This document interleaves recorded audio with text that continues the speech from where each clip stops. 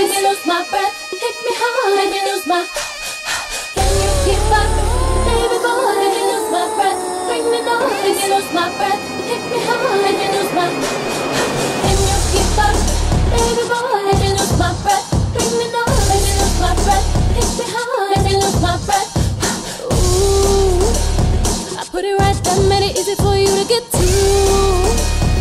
Now you wanna act like you don't know what to do. After I done done everything that you asked me, grabbed you, burned you, backed you, tried you, moved so fast, baby, now I can't find you. Ooh, I'm starting to believe that I'm way too much for you. All that talk, but it seems like it can't come through. All them lies that could satisfy me. Now I see what believing you got me. Gave you the will, but you can't grab me. Can you keep up, baby boy? Make me lose my breath. Bring me down, make me lose my breath. Hit me hard, make me lose my. Can you keep up, baby boy? Make me lose my breath. Bring me down, make me lose my breath. Hit me hard, make me lose my breath. Ooh, two things I don't like when I'm trying to get my groove is a partner that makes me only halfway. I just can't move. Take me out so deep when you know you can't swim. Need a lifeguard and I need protection to put it on me deep in the right direction. Ooh, you understand the facts that I'm trying to get to you. You're moving so slow like you just don't have a clue. Didn't mama teach you to give affection? Know the difference from a man and an adolescent. Ain't you cool, so get to step in. Keep up, ooh, my breath, make me lose my breath. Hit me hard, make me lose my. Can you keep up, baby boy? Make me lose my breath. Bring me down, make me lose my breath. Hit me hard, make me lose my breath. Keep up, baby boy, make me lose my breath. Bring me down, make me lose my breath. Hit me hard, make me lose my. Can you keep up, baby boy? Make me lose my breath. Bring me down, make me lose my breath. Hit me hard, make me lose my breath. If you can't make me say ooh, like the beat of this drum, are you extra strong? Do I really want none? You can't make me say ooh, like the beat of this groove. You don't have no business, and this is your business. Baby, you are suspicious.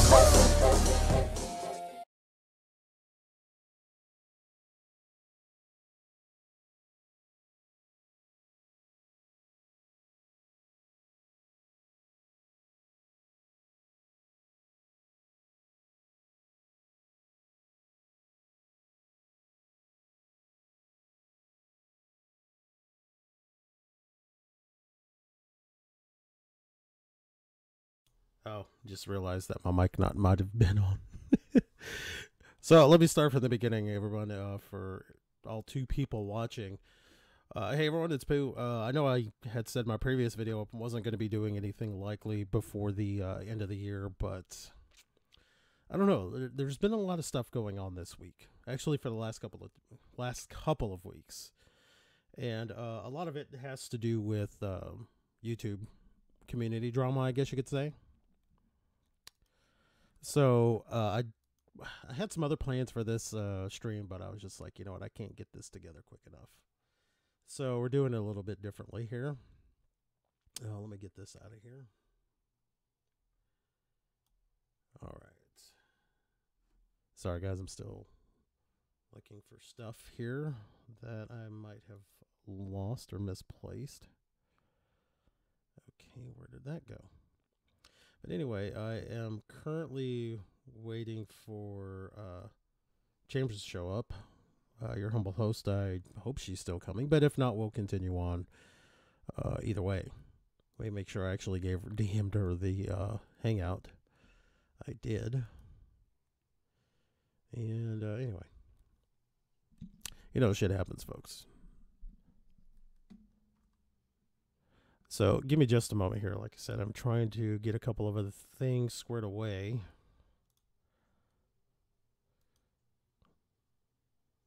Nobody quite in the chat yet.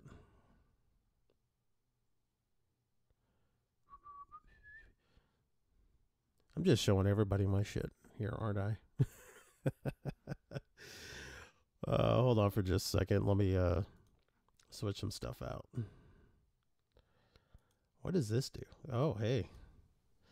Okay, I'll let y'all look at that for a second. Let's see.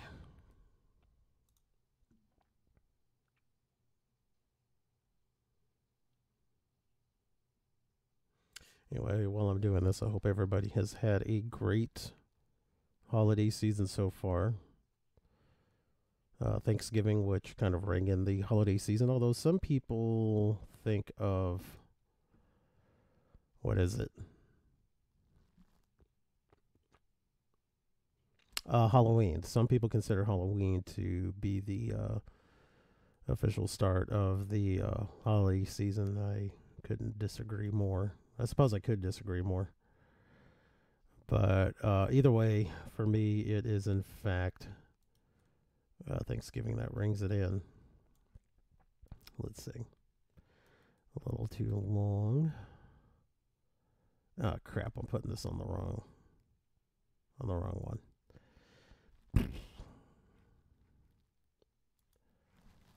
It's just great. I'll show everybody everything. For crying out loud. Dude. Alright. So let me go ahead and get started with this. So I'm going to talk about old drama in the community that has kind of resurfaced as refresh drama, I guess you could say. Well, let's see.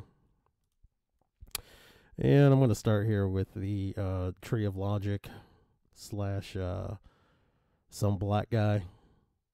I guess Sofane. I wonder if Sofane even is, this first tweet of his is even anywhere in relation to this shit here. Now, and I'm wondering if Chambers isn't coming in because she's decided that that's not something she wants to do, which is fine. There's absolutely nothing wrong with that.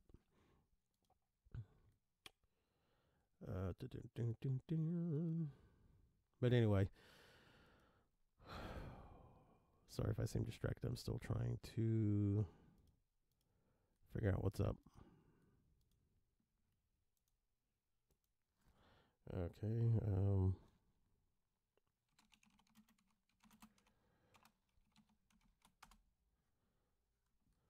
Anyway.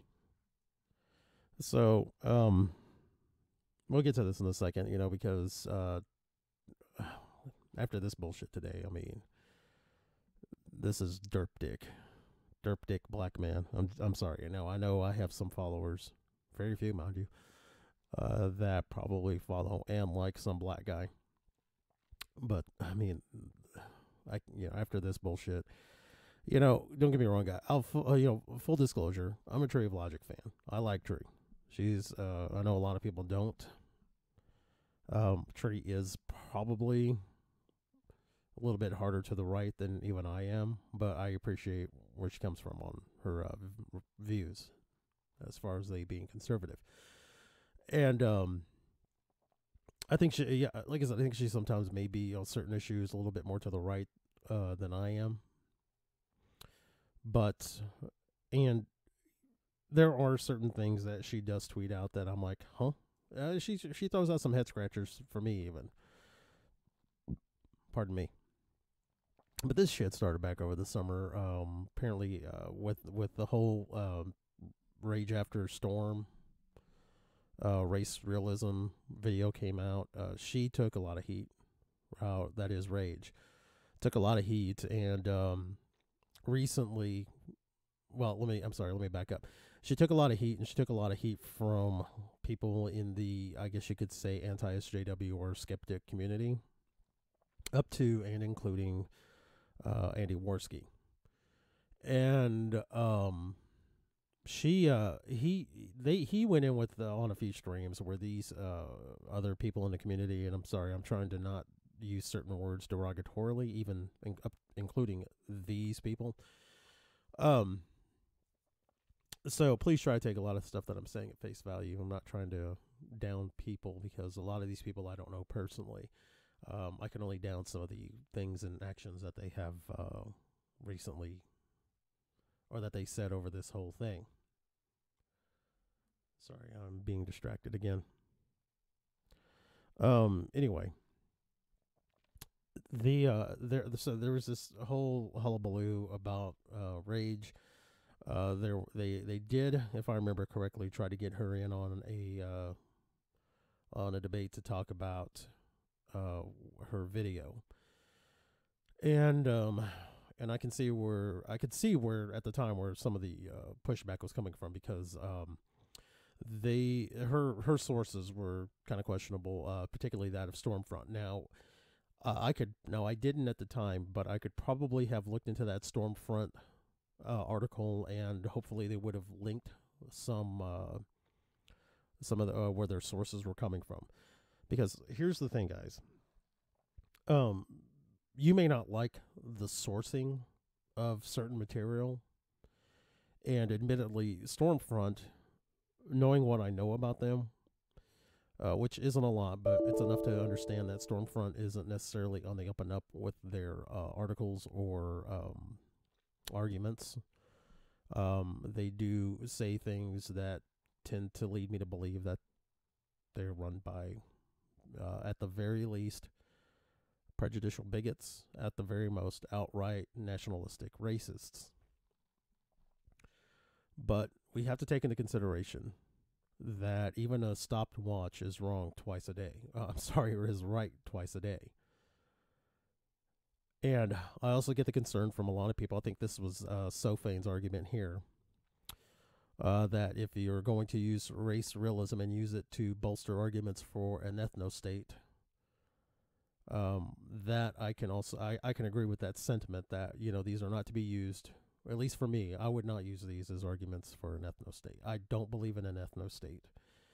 I think someone in my position of being multiracial, as far as my birth goes, and multi-ethnic as well, that I'd have a hard time supporting an ethno-state, at least here in the United States. I think if Arabic countries or even European countries want to have ethno-states, they can go for it, and I can disagree with it. It's just as long as it's met with the consensus of the population. Anyway. So, but again, as I said, even a stopwatch is right twice a day. Without having read the articles that Rage had posted. Now, see, and I didn't even have to see the whole Rage video. I did see most of it, but it's been a while. So a lot of context of the video has been forgotten. But the point is that the Stormfront article could have had facts in it. Now, I don't know if the article itself used its fact-finding or its fact-found articles to back or to put out the idea of an ethno-state. Oh, okay. All right. Sorry, I was just checking DMs. So, well, crap.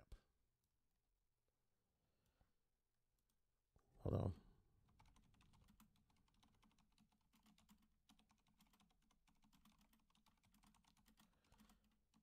Sorry, I am not a multitasker. I suffer with adult ADD as it is. No, not diagnosed though, self-diagnosed. So anyway.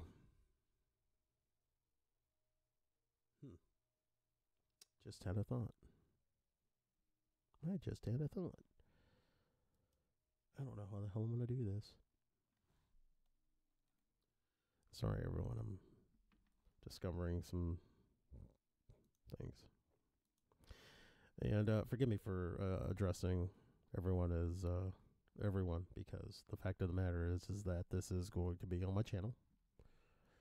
And regardless of whether or not anybody comes in, we'll see. My point my thing is that I'd like for any guests who come in to be able to see what I'm looking at, but I don't think they really need to. So anyway, this whole thing again started back in the summer. Tree of Logic and Rage After Storm are friends, such as friends can be in social media. And Triologic got in the thick of it rather, and began to defend Rage. Now, Rage did not accept invitations to, as far as I can recall, to any of these debates, and I can understand why. And Tree even pointed it out that, why would she, when she had already seen how these people, there we go again, were reacting in their debates with her, or their live streams about her rather. So she never did it. I kind of wish she had, but I think she needed to be in a situation where there wasn't 6 people against just her.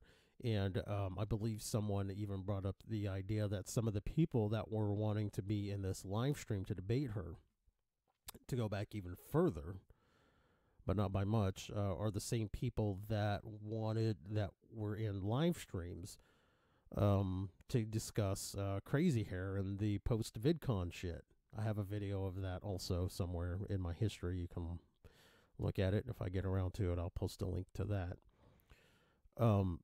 So apparently that was another reason for Rage After Storm not to come in and do a debate with some of them.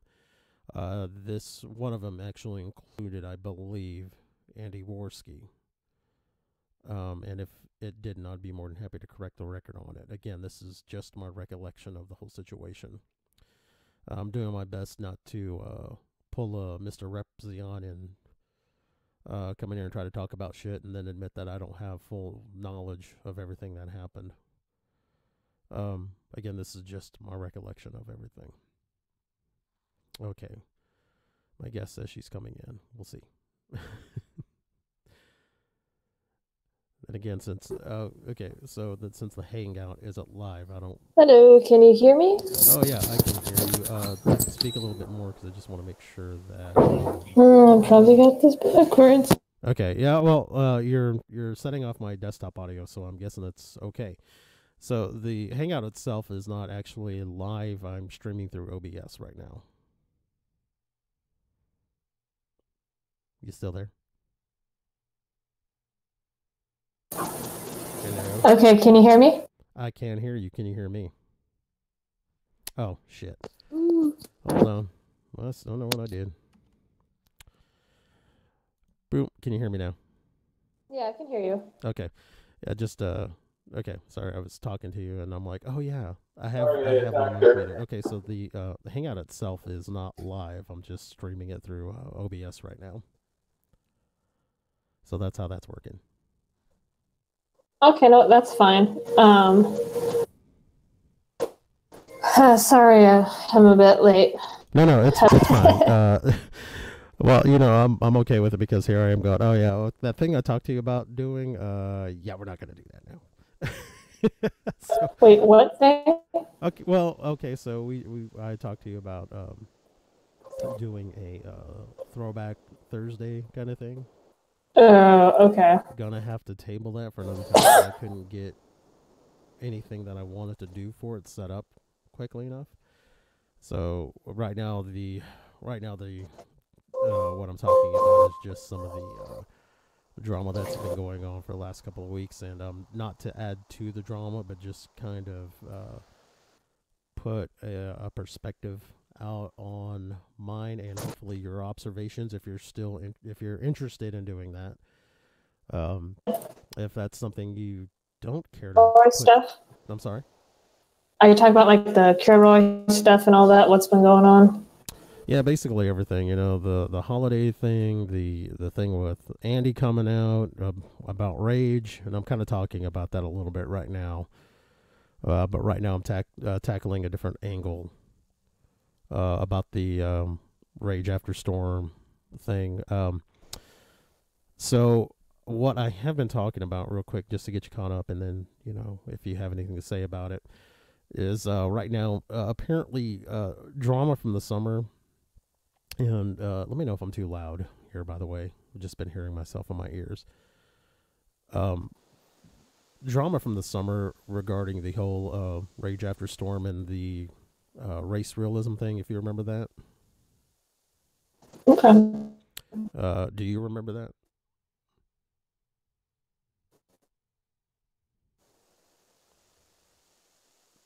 You still there? Hello? Hello? Okay, well, she's still showing up in the hang. I don't know why she's not responding. Anyway, let me continue on with what I was talking about. So anyway, As far as to make a contact to the people she wrote for. I'm sorry. What? All I caught was the last few words you just said.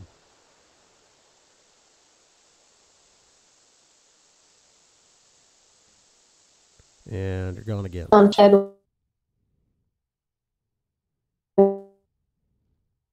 What? Can you hear me? Yeah, you're kind of coming in and out a little bit. I don't know if I am on your side. Well, I'm hearing an echo. Okay, give me just a second. I'll fix that. If you want to go ahead and talk about what you want to talk about. No, pretty much what I was saying is that Rage off the internet, and then you have Jeff Holiday come out on stream and and then contact with one of the people that she wrote for. So it was just garbage. Deleted the Chamber video. Then Chambers deleted her channel. Chambers. And then deleted this is her Twitter. So it was not.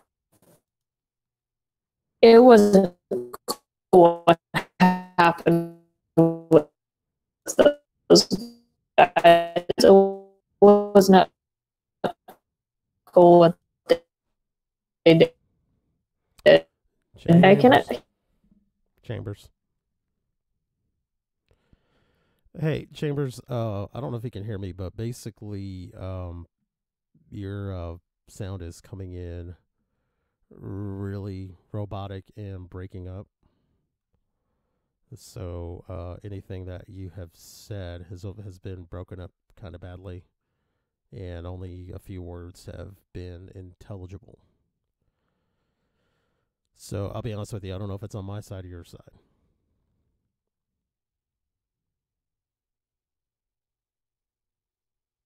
All right. And I feel bad because it sounded like you had a lot to say there, and unfortunately I did not catch most of any of it. Okay, so let me go ahead and go on with what I have. Excuse me. Sorry about that. My Chrome decided to crash and block out my computer. Oh, and apparently there's two of me now, so I can't explain that. Jeez. One is good, but twice is nice. Okay, anyway. All right, so real quick. Try one more time to just basically kind of nutshell what you had just had said, and I'm sorry that you're having to repeat yourself like a third time, but hopefully it'll come through better this time. It was Rage After Storm. It got bullied off the internet. You had Jeff Holiday come out on stream pretty much admitting, and then you had Kraut go as far as make contact with the people that she wrote for. She then deleted her video, her channel, and then eventually her Twitter. So it was not cool what these guys did, like at all. Right. Yeah, okay, so that's kind of what I was already talking about before you came in. And some of the, but what I was getting at was how the drama from the summer had resurfaced between some black guy and Tree of Logic. I don't know how it came back up other than through this Sofane tweet, if you can see my screen here. So, and I can agree with what he's saying here as far as race realism being used to bolster arguments for an ethno-state. I don't agree with that at all. At least Neither. At least not for the United States. If other countries want to do that shit, they can go right ahead. I think a lot of other countries throughout the world do this already. The first kind of states that came to mind were, well, I said Arabic, but I think that besides Arabic, Islamic states also do this. So yeah, I can totally agree with it. But okay, so the whole thing, so Tree of Logic came in over the summer and tried to defend Rage over all this. And from what I remember, they tried to get Rage into a hangout to debate her points. But she opted to not do that because they told, well, she'd already had an idea who was going to be in that live stream based on previous live stream or streams that were already talking about her video. And so by that, I could not blame her for not doing that already. Because what I had just mentioned right before you came in was that a lot of these people that were doing these live streams about her video were a lot of the same people who had done live streams or were involved in a live stream about Crazy Hair after the whole VidCon thing. And although in that particular case I did not agree, assuming what they were saying about Crazy Hair was true, about her kind of doing some things that were a little bit creepy, a little bit shady, whatnot. The way they kind of went after her in a live stream, and some of the people who I follow and consider to be friendly with, I don't really have friends on YouTube. I think I would count one person as a friend on YouTube. Yeah. Otherwise, I'm just really friendly, and I like certain people. There's that. Well, I will say the stream with Crazy Hair, because I was involved with one of those streams. I got invited. He was pretty much trying to say, and I can't remember the guy's name for the life of me, because she really made Failure mad and a few others who were there. She tried to say this one particular friend of Failures and a few others had sexually harassed her by putting his open palm on her shoulder, because apparently she was screeching at the security guard, and he put it on her shoulder just to say, hey, calm down, relax, it's going to be okay. And apparently she flipped her lid. And I tried to talk to her in DMs because she said that she had evidence of all this, why don't you show it? And she goes, well, I won't unless I get specified permission in the recording. And it's just with, might as well just put it out there. If you have evidence, you might as well show it. So to me, she's not the brightest. Just okay, and there you go. Your sound's going again. Never get on the stream. Can you hear me again? Yeah, that's better. So far as I can tell, anyway. Okay. Yeah. So what's going on? Pretty much. I kind of want to respond to what you had said, and don't get me wrong. Everything. Let me see. I think you might have dipped out altogether.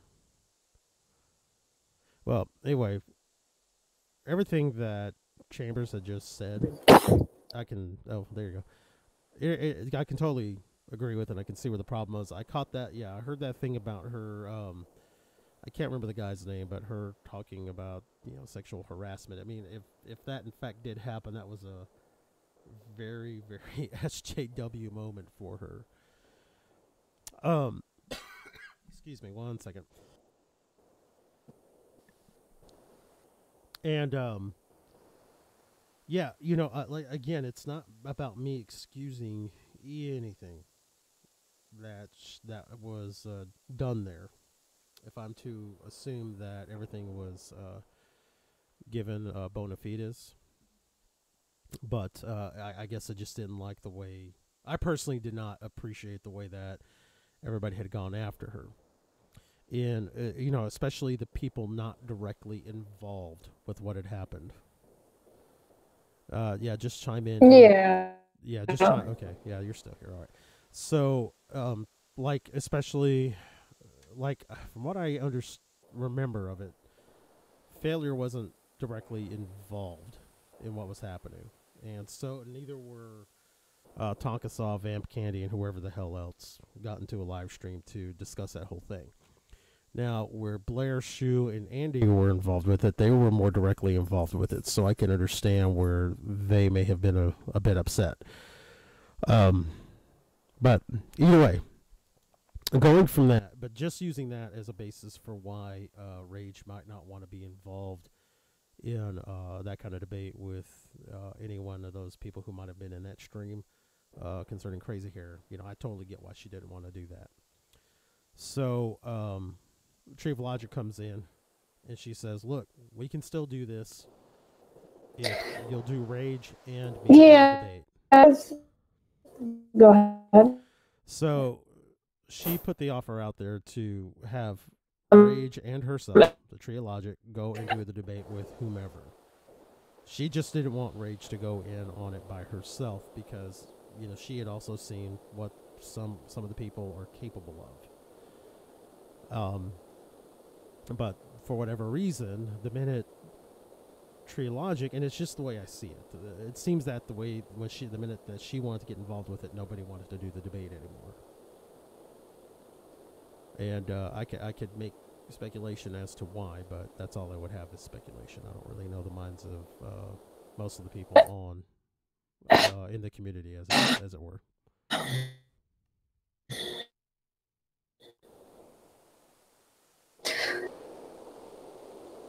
You hear me? Yeah, it's still coming in and out.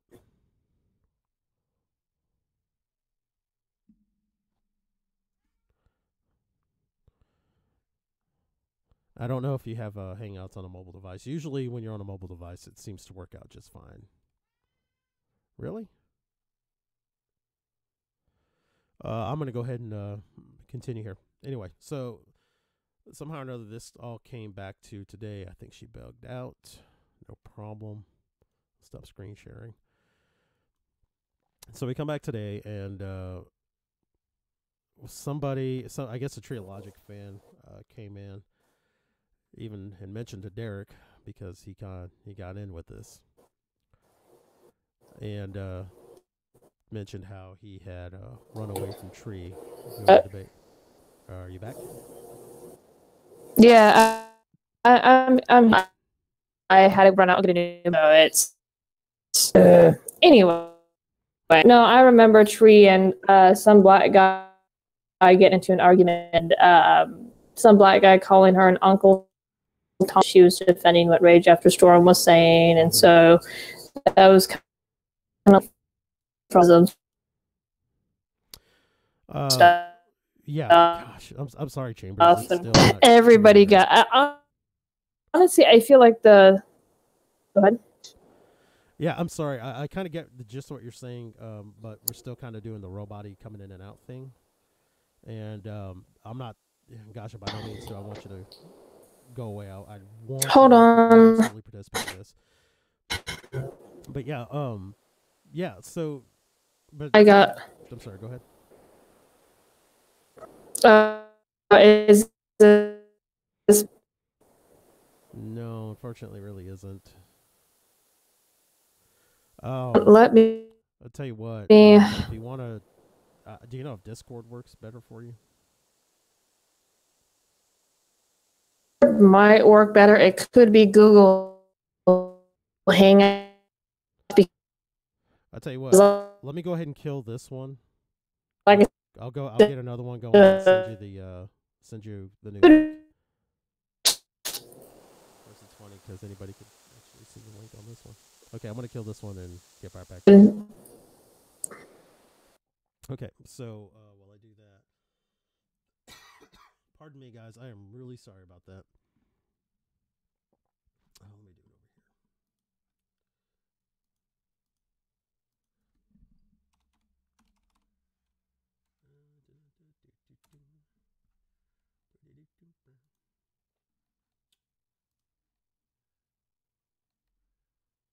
Oops.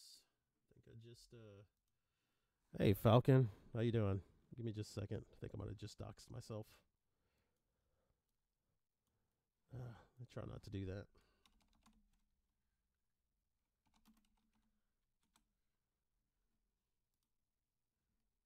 Let's see. Hell. Falcon, where have you been, man? I feel like I haven't seen you around for a while.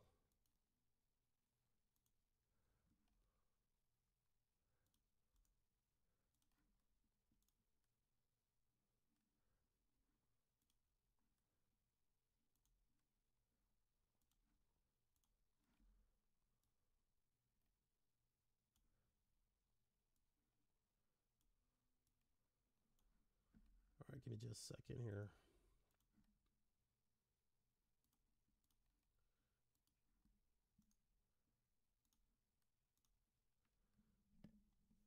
All right, so hopefully we'll get Chambers in here pretty quickly. Yeah, that figures. 1 second, Bill.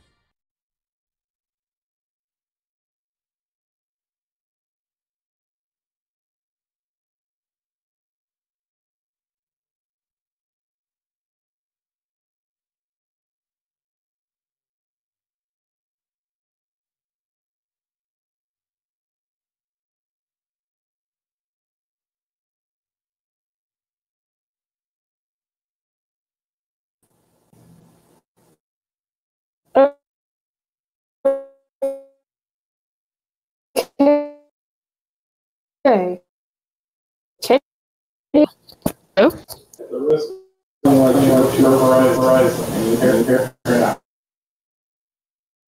If it's Chrome, I don't know. So if you would, Chambers, just go ahead and I don't know if we can hear you very well just right now. It's more of the same shit. Go ahead if you would try to put out your last statement, and I'll be right back with you.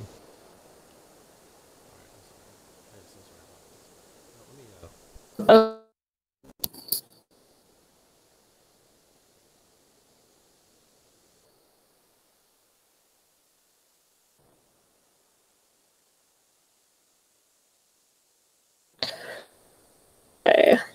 Can you hear me?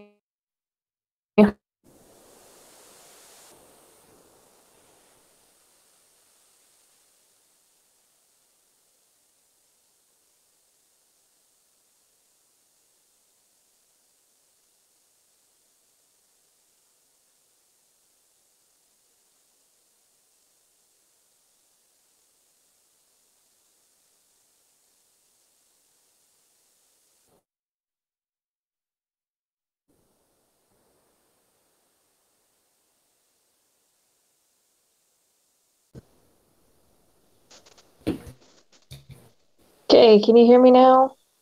That's better. Okay, I'm sorry about that. I'm back, Chambers. Go ahead and give it another test. Let's see how you're doing. Okay, I just switched over to my phone because I don't know what is going on with my Chrome on my computer. Okay. Yeah, Anyway. I'm sorry I had to dip out for a quick second because recent development. So I'm kind of doing a relationship thing right now. And I haven't been in a relationship with anybody for a while, so I kind of dick moved and forgot that she was calling. when I said all that stuff. So we've only been talking to each other for a couple of weeks, so it's nothing serious. Like if it were my wife, I'd be like, "Oh, I gotta cut this live stream short," and but she at least seemingly was understanding. So anyway, I forgot that I cannot be as self-centered as I have been. But anyway. Okay, so yeah, right now your phone seems to be doing the trick. Yeah, it's my computer's having lockup issues, and I'm not sure why, so I'm on my phone. Yeah, I get you. I got you. Piece of crap. Okay, so where I was last speaking before you had to go. Okay, so somebody who follows Treen, apparently either some black guy or and or Tree commented how to Derek how he ran away from Tree. And anyway, he had put up a tweet. Like he went, like it's like he went back in history or went back through Dropbox or wherever else. He's kept a screen cap of this tweet from Triologic. I don't know if you can see it right now. Um, You might not be able to yeah, it's since you're on your phone. But anyway, I actually had a discussion with Tree about a half hour before, ended a half hour before this live stream started, and she had talked about how even the last time they were going back and forth at each other over the summer, how she had hoped that, since he had her real name first and last, that he wouldn't divulge that information to anybody. And the tweet here says, I'm over the fact that you didn't give a damn about our friendship, but I hope you care about putting my life in danger. Excuse me. And, some black guy talks some mad shit about her saying this.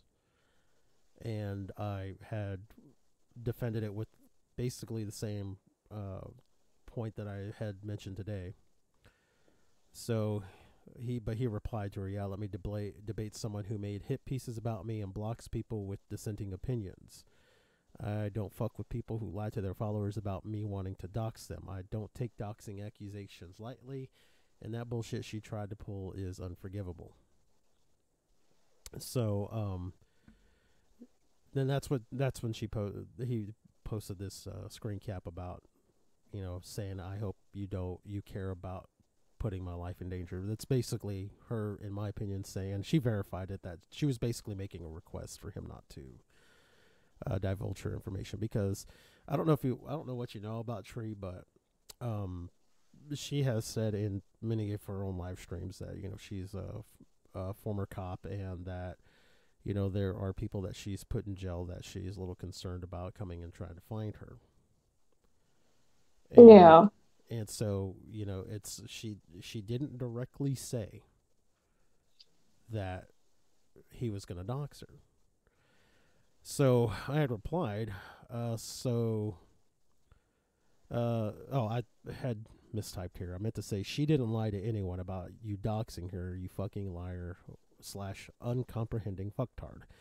And your posting her tweet fucking proves that. She simply said that she hoped you would not dox her, and it's a valid request if she feels that you took a shit on the friendship. And he said, but anyway, he replied, to me, legitimate concern, yeah, because the first thing people do when they're not cool anymore is dox each other.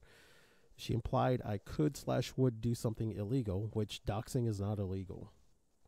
Even though I don't even remember her fucking real name, she get out of here with that scummy shit.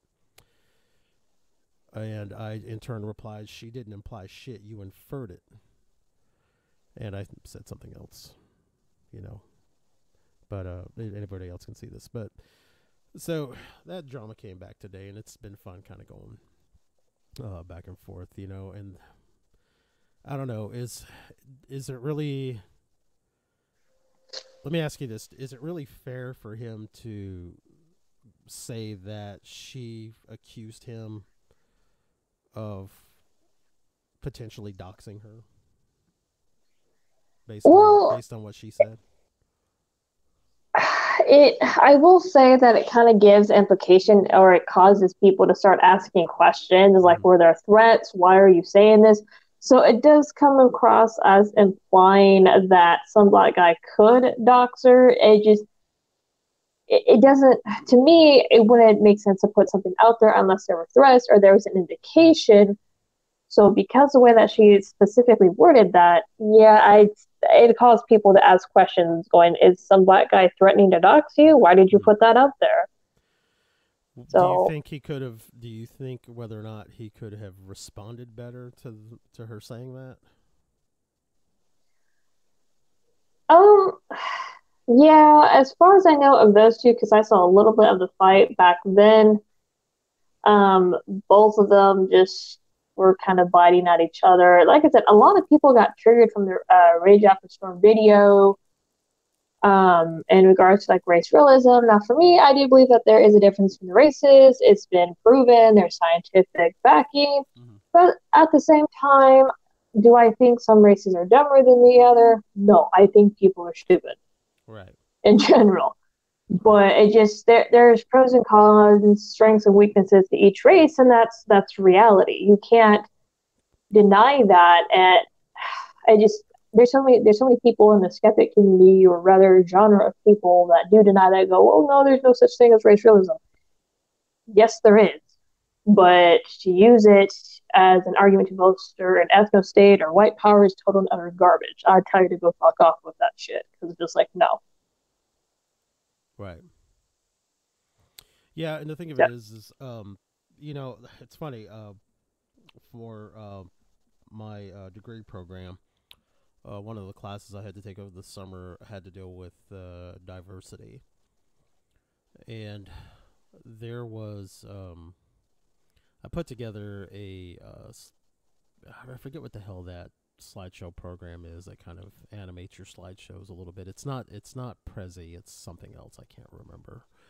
Roaming Millennial used it a lot when she first started her channel. But anyway, so I understood that at least it's apparent to me that race can be both discussing the differences between races can be both approached from a scientific and social aspect. Like, there are a lot of people who argue that race is a social construct, and I can agree with that to a point. I don't think it's strictly a social construct. I think there's the science behind. I also believe in the science behind it. Where the social construct comes from, pardon me, is when you start looking at different nationalities as a race. Case in point, during the last presidential election cycle, President Trump or then candidate Trump made, that one statement on, I think it was Jorge Ramos. I know the last name is Ramos, but he basically, no, it wasn't even on his show. I'm sorry. And Coulter was on his show talking about it. But he basically said, that Mexico, is they're not sending their best and brightest. They're sending, murderers and rapists, through the border illegally. And everybody jumped on Trump's shit, calling him a racist for it. Well, the first thing we have to address is that Mexicans are not a race of people. They're a nationality or an ethnic group of people. So in that regard, when people look to Mexicans as a race, because they're thinking Mexican, here's the part that they don't understand is racist, is that they make the presumption that Trump is only talking about brown people, as if only brown people come from Mexico, and that's simply not true. Not all Mexicans are brown people. There are people which Mexicans would probably call güero, which means pale or light-skinned. So, that unto itself to me was racist. So, anyway, I can see where people consider race to be a social construct in that case. But if we're talking about the science of it, it's just not true, because, if anything, Mexicans may actually be more closely related. If we're talking about I guess you could say Mexican Indians, like American Indians, those people would tend to be a little bit more related to, I guess you could say, the Mongoloid race out of Asia, because that's where they originally came from. But the problem is that through the European conquest, you got a lot of European blood mixed in with it. So it can go one way or the other. I mean, that's the science of it. So the whole race realism thing is that, even though I do subscribe to the idea of, well, race is a real thing, I don't approach it from like a Stormfront point of view. So Yeah, for me, I don't care what race you are. I really don't. I don't look at um different from the other in regards to intelligence. I mean, yeah, there's scientific backing. You have more race. You have races that are stronger than the others, some that because of their culture, their upbringing, and their environment, they had to readjust to. They are intelligent, but it just for me, I don't care. I don't look at that. I just don't care. right, Um, uh, I mean, does racism itself still exist?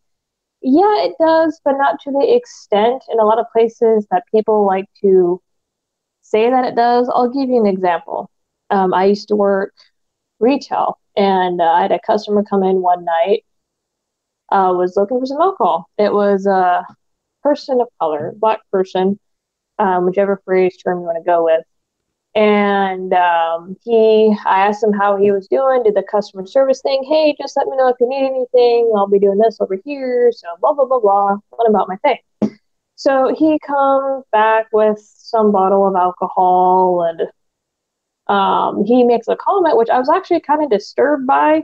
I mean, I was flattered and disturbed at the same time, where he makes a comment where he goes, this is the first time one of the sales associates in here has been really nice to me. And I kind of looked at him like, what do you mean by that? And I wasn't offended, but I'm going, well, that's not good to hear from a customer. So he kind of explained that everyone else kind of like treated him like garbage. And I'm going, oh, I'm sorry. That's not how I treat people or my customers. So, I mean, I've had various examples like that. I used to work for a movie theater to where if they were dressed a certain way, AKA gangsta, we couldn't let them use the bathrooms. So that was another prejudice that could or could not be accounted for as racism when it came to particular people. So it's like, no, not doing that either. So I've had a few instances in my own work areas, but not, those are few and far between. And it also depends on the area too.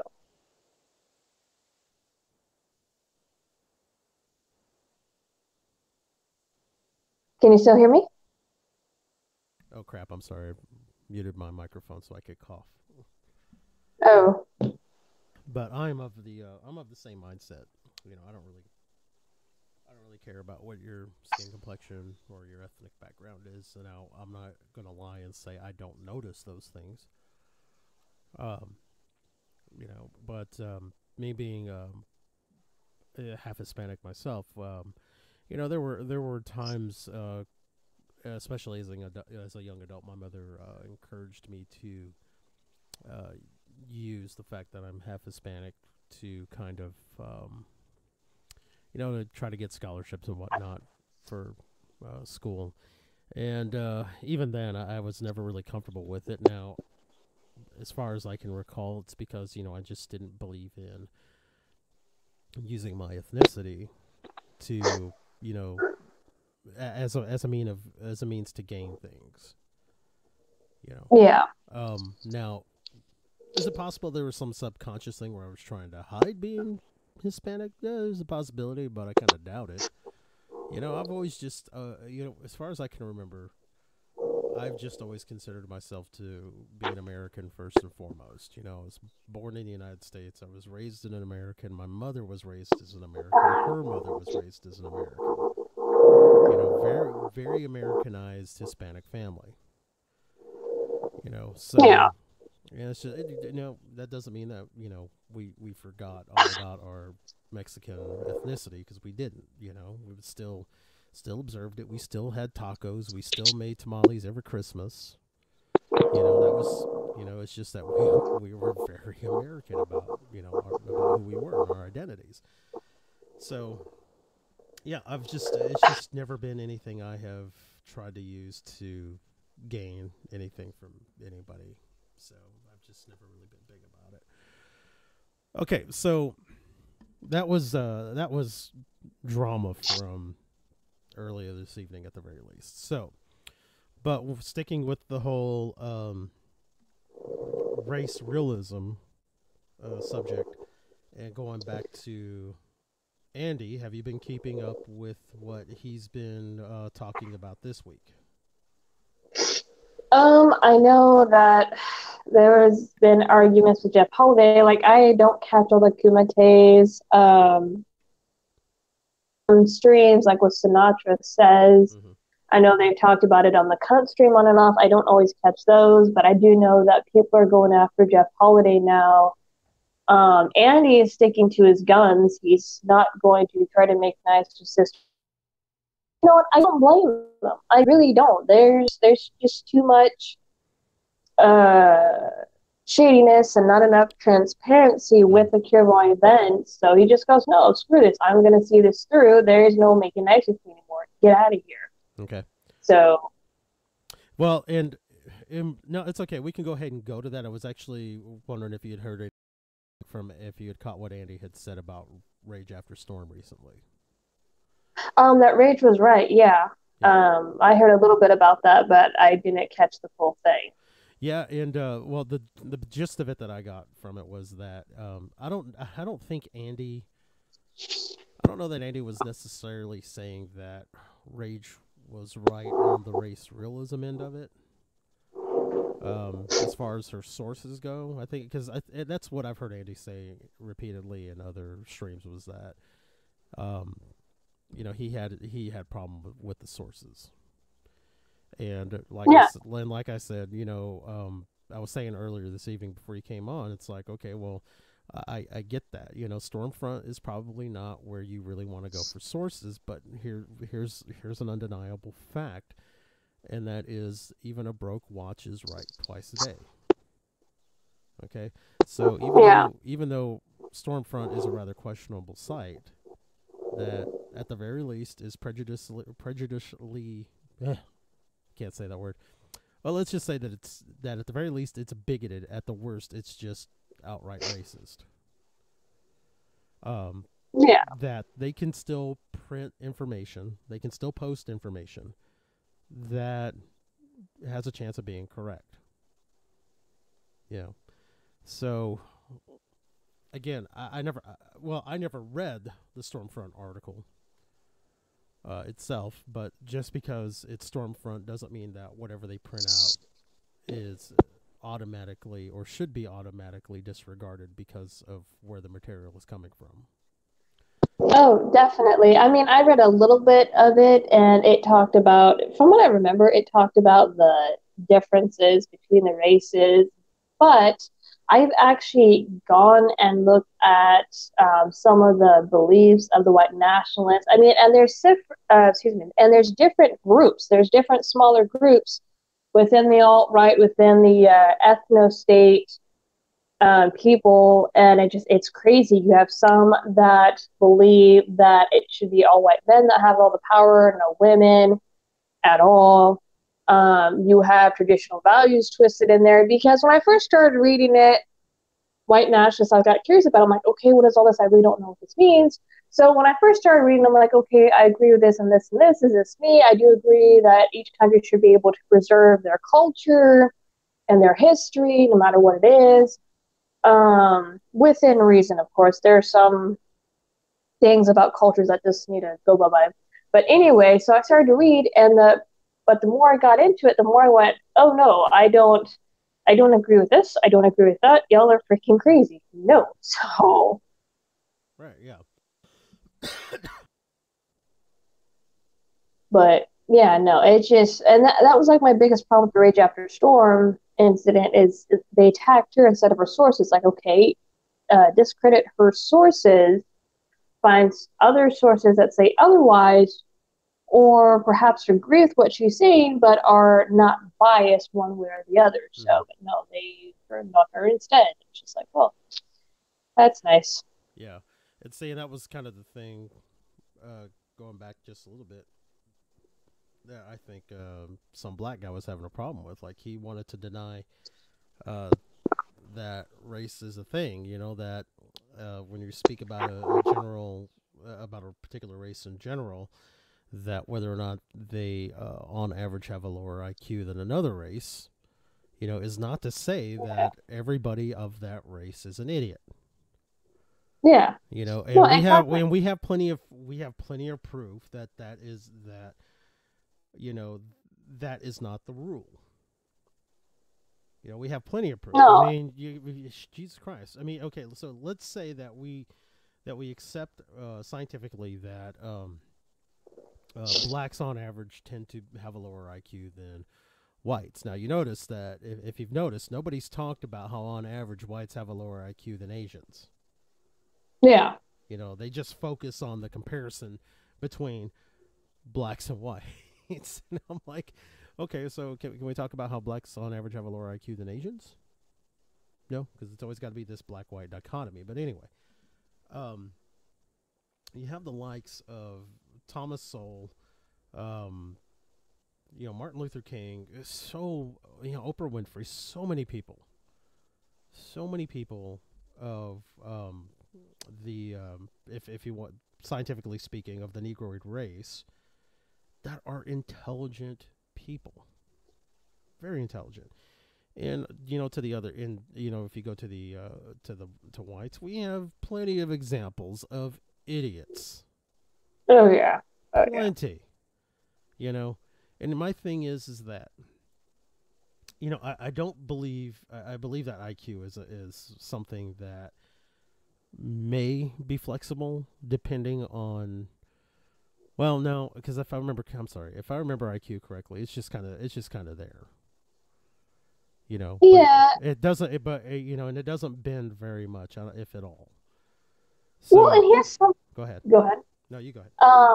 Something about IQ tests too. I mean, it, in my opinion, because I've taken like the SAT, and this was way back when I was in high school, quite a few years ago, mind you. Mm-hmm. It doesn't. I don't think it measures intelligence very accurately, and it measures it a certain way. Like, can you, like, I'll give you an example. Some of the questions on like an SAT have you choose definitions to words you may never even heard of before. So half the time you're kind of guessing at like, well, what am I doing? I've never heard of this stuff before. And there's a lot of people who have studied more, but it just, in my opinion, things like an IQ test don't measure it accurately because you can't. There's problem solving skills, there's creativity. How is this person intelligent? Are they able to catch on to these concepts? Are they unable to, or excuse me, are they able to understand these concepts? And then you have a whole nother bracket, which is wisdom, which is something completely different. Mm-hmm. So for everyone to get triggered over, oh, well, IQ test says this. IQ tests aren't shit. Look what the person's doing. Look at the situations they're involved with. If they can work their way out of them, or the problems at work, their job, are they creative? So there's so many ways to test IQ and to look at IQ.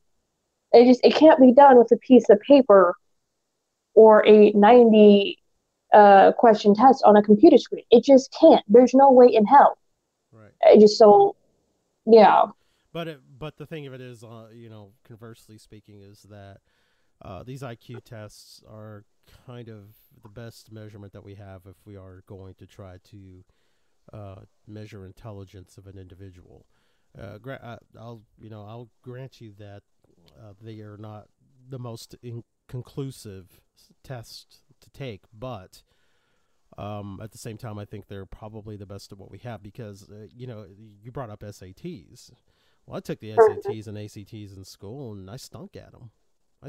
Yeah. I took an IQ test, and I think I scored, you know, higher than what an SAT test would have measured me at. Because the thing with the SAT test, the same way, you know, probably in a similar way that the an IQ test would measure intelligence, those standardized tests basically, you know, from what I've noticed, tend to measure more how well you can take a test. You know, I don't think that's no more of a measure of your intelligence either. But you know, at the same time, on the other hand, I think an IQ test is a better measure of intelligence than a standardized test. Yeah, there's no proper way to do it, and people try, and just like, no, it just.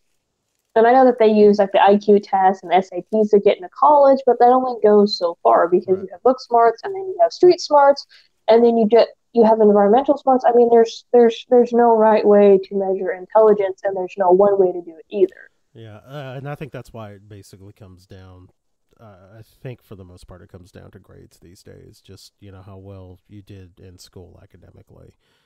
Because my problem coming up through public school system was that about halfway through middle school, I just decided I didn't like doing the work anymore. Didn't mean I was dumb. I was just like, I'm lazy. That's my problem. So I made it on the honor roll once or twice through secondary education, and I made it on the dean's list once through college. It was just it was more of a measure for me. Grades were more of a measure of how much work I was willing to put into it. Yeah, and just that's another thing too, because like in high school, like they dumbed down the standards so freaking much. There was, and I'm gonna reveal a little bit personal info here. There was a test called the WASL. Now, the WASL was something Washington State based, and my graduating class had to take 4 sections of it, or rather 3 sections of it. There was math, there was English, reading and writing, and then there was, I think, a third one on the reading and writing were 2 separate. But they almost introduced a 4th one because I had to take a 4th section, which was science. And this was stuff that I learned from 8th grade, mind you. But the graduating classes after us, they completely dispelled the WASL. The governor freaking got rid of it and installed this dumbed down test. Now, granted, there were mistakes with the WASL, and because there's such a requirement to pass or you fail high school, no matter what your grades were, which was really ridiculous and too much pressure on top of the portfolio bullshit. But because they took that away and dumbed down the standards, you now had students graduating with, I'm trying to find the right word to put it in, with expectations. There you go. Sorry, I'm having a brain fart.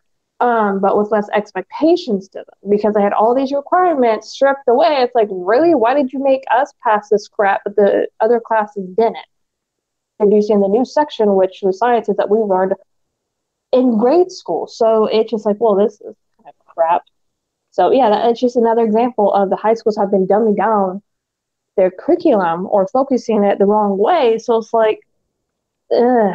It's so hard to dictate nowadays what intelligence, especially with the youth, because the schools have gone to crap too. Right. Yeah, and hopefully at some point, we can just to quickly touch on the whole school system thing. We can get to a point to where education is taken a little bit more seriously, not just by words, but in actual action. Anyway, so but yeah, so. I think anybody who is at least scientifically curious, which I know for some people who read my profile find it funny that anybody who's a Christian can also support science. So, but the science. I think the science behind race is there, and it's been substantiated, and no amount of people poo-pooing it today is going to change that, because a lot of people say that scientists who came up with the methods that they used to identify the different races were actually racists themselves. I'm like, okay, can you prove that these people were racists? And not a single one's been able to do it. But anyway, the thing with Andy is that Andy was on Kumite every morning this week. And plus, like I said, I didn't catch all of them. Yeah. Plus he did his own live streams a couple of times this week to talk about it. And I think it's really admirable that he risked losing what he thought were friendships over this whole thing because he was more concerned with the truth. And I'm not trying to beat Andy up about it. Not that Andy knows who the hell I am, but I don't want to beat Andy up about well, why didn't you realize this? However many months ago it was, because that definitely at that time, that's when you really should have been like, I'm not really sure I know anything about this, so let me not have an opinion of it. instead of doing what Repsion's been doing for the last week, going on to live streams and giving his opinion, and then admitting, well, I don't really know that much about it, because I don't know if you saw any of that, but the minute somebody would call him out on anything that he would say, he would then walk it back and say, oh well, I honestly don't know that much about it. Then why the fuck are you giving an opinion on it? What the hell? Yeah, I've seen snippets here and there. I got into arguments with them. There were some others I got into arguments. I mean, I think they even got Mr. Rebzion on a Kumite, and him and Tonka talk things out a bit. So it's caused all this fighting to blow up, and some people kind of want to brush it underneath the rug. Others goes, no, let's deal with this because this is garbage what's been going on, especially with the Kraut Discord server. Oh my gosh. Yeah, we definitely should need to talk about that a little bit, because I'm going to guess that you probably know more about it than I do. But the thing, okay, so that was fun for me to watch. The funny thing is that, I'm not a very drama-centric person. Now, granted, individually, like on more personal basis with individuals, I can get a little bit dramatic, Still working on that. I've gotten a lot better. But I'm kind of more of a train wreck watcher than I am one to be on the train. So it's been entertaining for me to see this. And it seems like another victim who, and I use the term victim loosely, of being called out on the carpet this week has also been Mundane Matt. Yeah, he's been getting a lot of flack, and I haven't really caught the arguments with him. I do know that he was put in place of what was considered more attention-grabbing speakers, more speakers that had more of a weight behind them, audience-wise and presence-wise.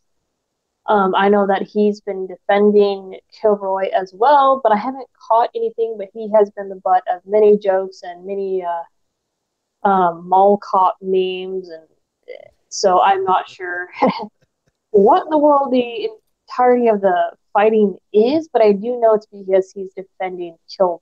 That's what I know of that extent.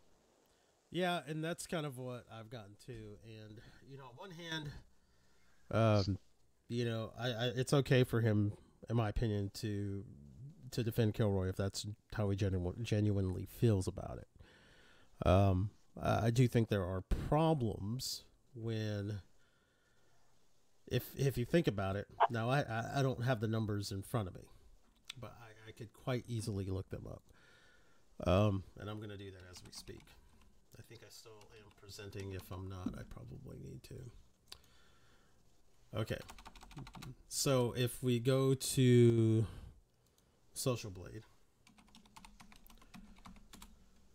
Okay, so Andy's got over 262,000 subs, and he's damn near 50 million video views.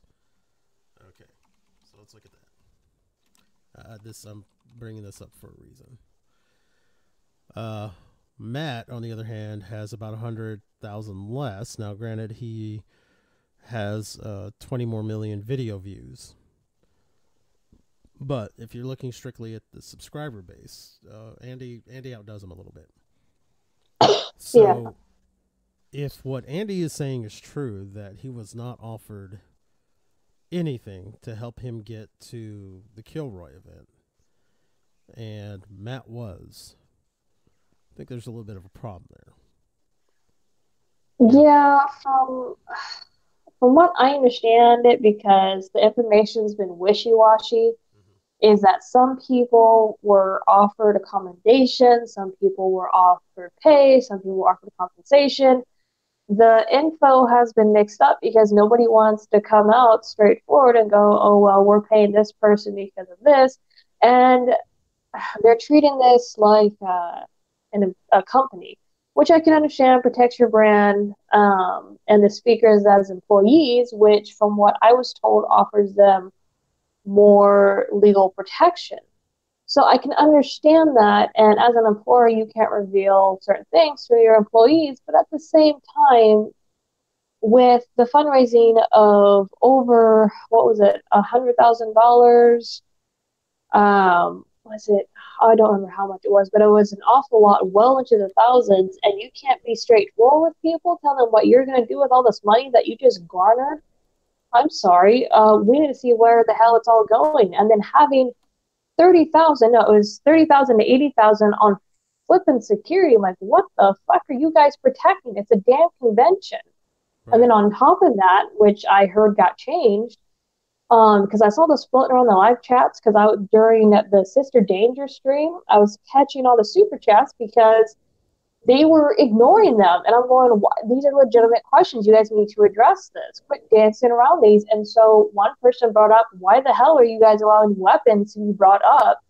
And I caught this little live chat snippet from that stream. I'm going, what the hell? What are they bringing? So it's just like, yeah, no, you guys need to stop being wishy-washy, be straightforward. I mean, no, it's bad. You have people that dropped out, and the thing is, like, I worked with Base. I worked with her on the DO5 stuff, and I didn't know her prior to DO5. I'm sorry, you worked with her? Base Mama. Oh, okay. With the DO5 stuff, and granted, there was a lot of shit that happened, and a lot of stuff we had to keep our mouth shut about. But at the same time, we were transparent, like, yeah, this is where the money's going. All the money got accounted for, but with this, it's just like, why isn't there no discussion? Why is there no transparency? Why aren't there receipts? And I'm sure you can't show receipts for every single thing, but come on, give people updates as to where the money's going. Right. Yeah, and I don't understand why that's an issue. And now this, on a personal level, though, this is kind of where, I kind of feel like Andy a little bit. Not necessarily in the same way, but okay. So all this shit with Kilroy and the way that Sister Danger and Base Mama are handling the deal. Now, Sister Danger, I just met a couple of weeks ago, and we were chatty the first night into the next day that we had met, but that has since fallen off, and that's not the point. But basically, I know what I'm trying to get at is that Base Mama I know a little bit better. I would consider her a Twitter/YouTube friend, but she's not somebody that I would necessarily go to if I were in trouble. Okay, so that's pretty much the relationship there. Now, she, for the year plus that I've been talking to her, she's been real cool with me. She and I have had a few DMs back and forth. I try not to DM too many people often because most of the people who I do get into DMs with are larger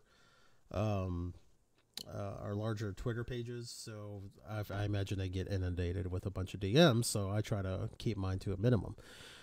So, but my thing is like, I'm looking at this thing, and it just looks like a huge clusterfuck. And and my thing is that I don't necessarily want to speak negatively of Base Mama, but the truth of the matter is, this looks like a fucking mess. It really does. Yeah. And like I said, I don't, for me personally, I don't have anything against Base. For me, she's passionate. She can be quite fiery, very emotional, and sometimes hot-headed. And I could be a complete hothead myself and get real mean. But I don't know. I caught a dream that somebody went over that the hotel wanted money up front. They wanted contracts. They wanted all the ducks in a row right away. So I can understand that for a convention, but I don't understand why all the secrecy. I understand you can't reveal everything, but like I said, you have to give your donors something. You have speakers dropping out. Sargon has pulled out. You have one of the organizers going, you know what? I can't do this anymore. And part of it had to do with the death of his mother. Mm-hmm. But the other part of it, okay, Dave Cullen put out his video. I saw it. Stating, yeah, okay, do you realize, is it just me, or did you see how nervous he was when he talked about getting into disagreements with Base Mama? And for me, I thought he was being really careful with his words, and I'm going, oi, dude, you can see the nervousness on the video. I think there's more that happened. Just knowing my interactions with Base and how fiery she can get, and that's nothing to her, but I've butted heads with Base, and it's like, go bare your teeth at someone else. Don't do that shit with me. It's not gonna work. Right. But is it just me, or did Dave Collins seem nervous in that video? Well, I don't know. I didn't perceive that. But that's not to say that, I was just basically listening to his words, not really, you weren't seeing the facial expressions. Okay, well, no. Well, was there a video that he had facial expressions? Yeah, there was a video where he put out. Let me go look.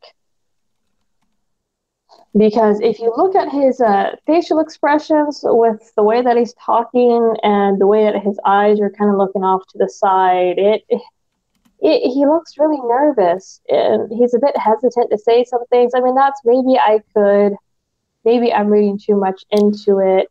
Oh, okay. Yeah, so I got the one that he did a week ago. I did not see this 9-minuter that he did 2 weeks ago. So yeah. Here, let me go ahead and pull it up here. 1 second. I have to unmute him. Let me know if you can hear it. Hey guys, so as you know, can you hear it? I'm not able to, no. But yeah, his recent Kilroy video was him saying that he's pulling out. And that he even deleted his Twitter. So it's just like, holy crap, things have really gone to hell. Yeah. Damn it. Let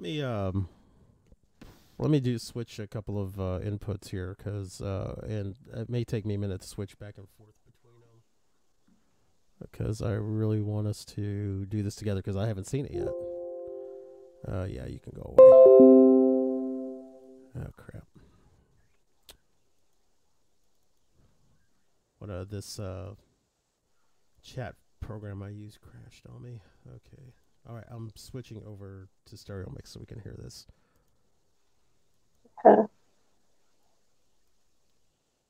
The Kilroy Free Speech Conference is fully funded and is due to take place on April 21st. Okay, could you hear that? No. You still couldn't hear it? Well, shit. Uh-uh. Well, crap. You should be able to. I don't know why you're not. Anyway. I'll watch it later and maybe I'll do a video on it then. Yeah, like I said, and I'm not trying to speak ill of anybody, but really watch his facial expressions, because like when he brings up, and I believe I'm remembering this accurately, when he mentions having disagreements with Base Mama, he kind of tenses up and looks off to the side. I mean, if you listen to what he says and pays attention to his body movements, it's just like, yeah, you can tell he doesn't really want to do it, but he's trying to clear the air and trying to be nice about it. And right. Him and Base are friends, so he doesn't want to be mean. That's what I got from the video too. So, like I said, I'm not trying to talk bad about Base. I have a lot of respect for Base after the DO5, but this Kilroy stuff just looks bad. It is so freaking bad. And I don't know if she has other stuff going on in the background. I haven't spoken with her since the beginning of November. So, yeah, I don't know what's going on with her. Right. Yeah, and, I've pretty much kind of stayed away from the whole thing because, obviously, most of us don't know enough to talk about. Well, no, that's the problem. The background of it all, anyway. Well, see, that's the problem. Nobody knows anything. And here's the thing, how this ties into Kraut's Discord server, because that's what's really bad. Yeah, let's get on is because there was a lot of people involved in that server. Now, granted, let me put this out there because I'm tired of this accusation being thrown around. Not everybody who's involved in that server was a flippin' doxer. Anybody who has after this reporter was introduced, the alt-right speakers suddenly disappear from the event, or rather get dropped or disinvited. And some of those alt-right speakers are the hit targets in this crowd's Discord server. So it's like, there's no way that's a coincidence. No way in freaking hell. And it's too much of a coincidence. It really is, and it looks really bad. Yeah. It looks really shady too. Yeah, and when and this is where I start to agree with what some other people have said, is when you get names like Faith Goldie or Lauren Southern to do your event, make room for their panel, because it's only gonna, because it's not so much about whether or not you agree with the idea of white nationalism or an ethno-state, which I have never gotten from Lauren Southern or Faith Goldie. I've never watched any of Faith Goldie. I've watched some of Lauren Southern, and no, she's not for an ethno-state at all. Well, I would recommend seeing Faith Goldie stuff if you got time. I mean, she's kind of just in my opinion, she's kind of a hotter Lauren Southern is what she is. But I mean, I guess that's just beauty being in the eye of the beholder. But point being is that she's, from what I've seen of her, she and Lauren line up very similarly to each other as far as ideology goes. So, the other two guys, I don't remember who the hell they were. I think one of them is James Alsop, and I started following James Alsop on Twitter months ago, and I've seen a couple of his videos, but I haven't gotten enough into his content to see anything that would imply he's a white nationalist. The fourth guy, I can't really speak to. Yeah, I know his first name's Tim, and I've seen his video on the Kilroy stuff. So that's what kind of sucks, is that anybody who talks about, well, race is real, instantly gets thrown the white nationalist label or the ethno-state, and it's just like, no, that's not how that works. So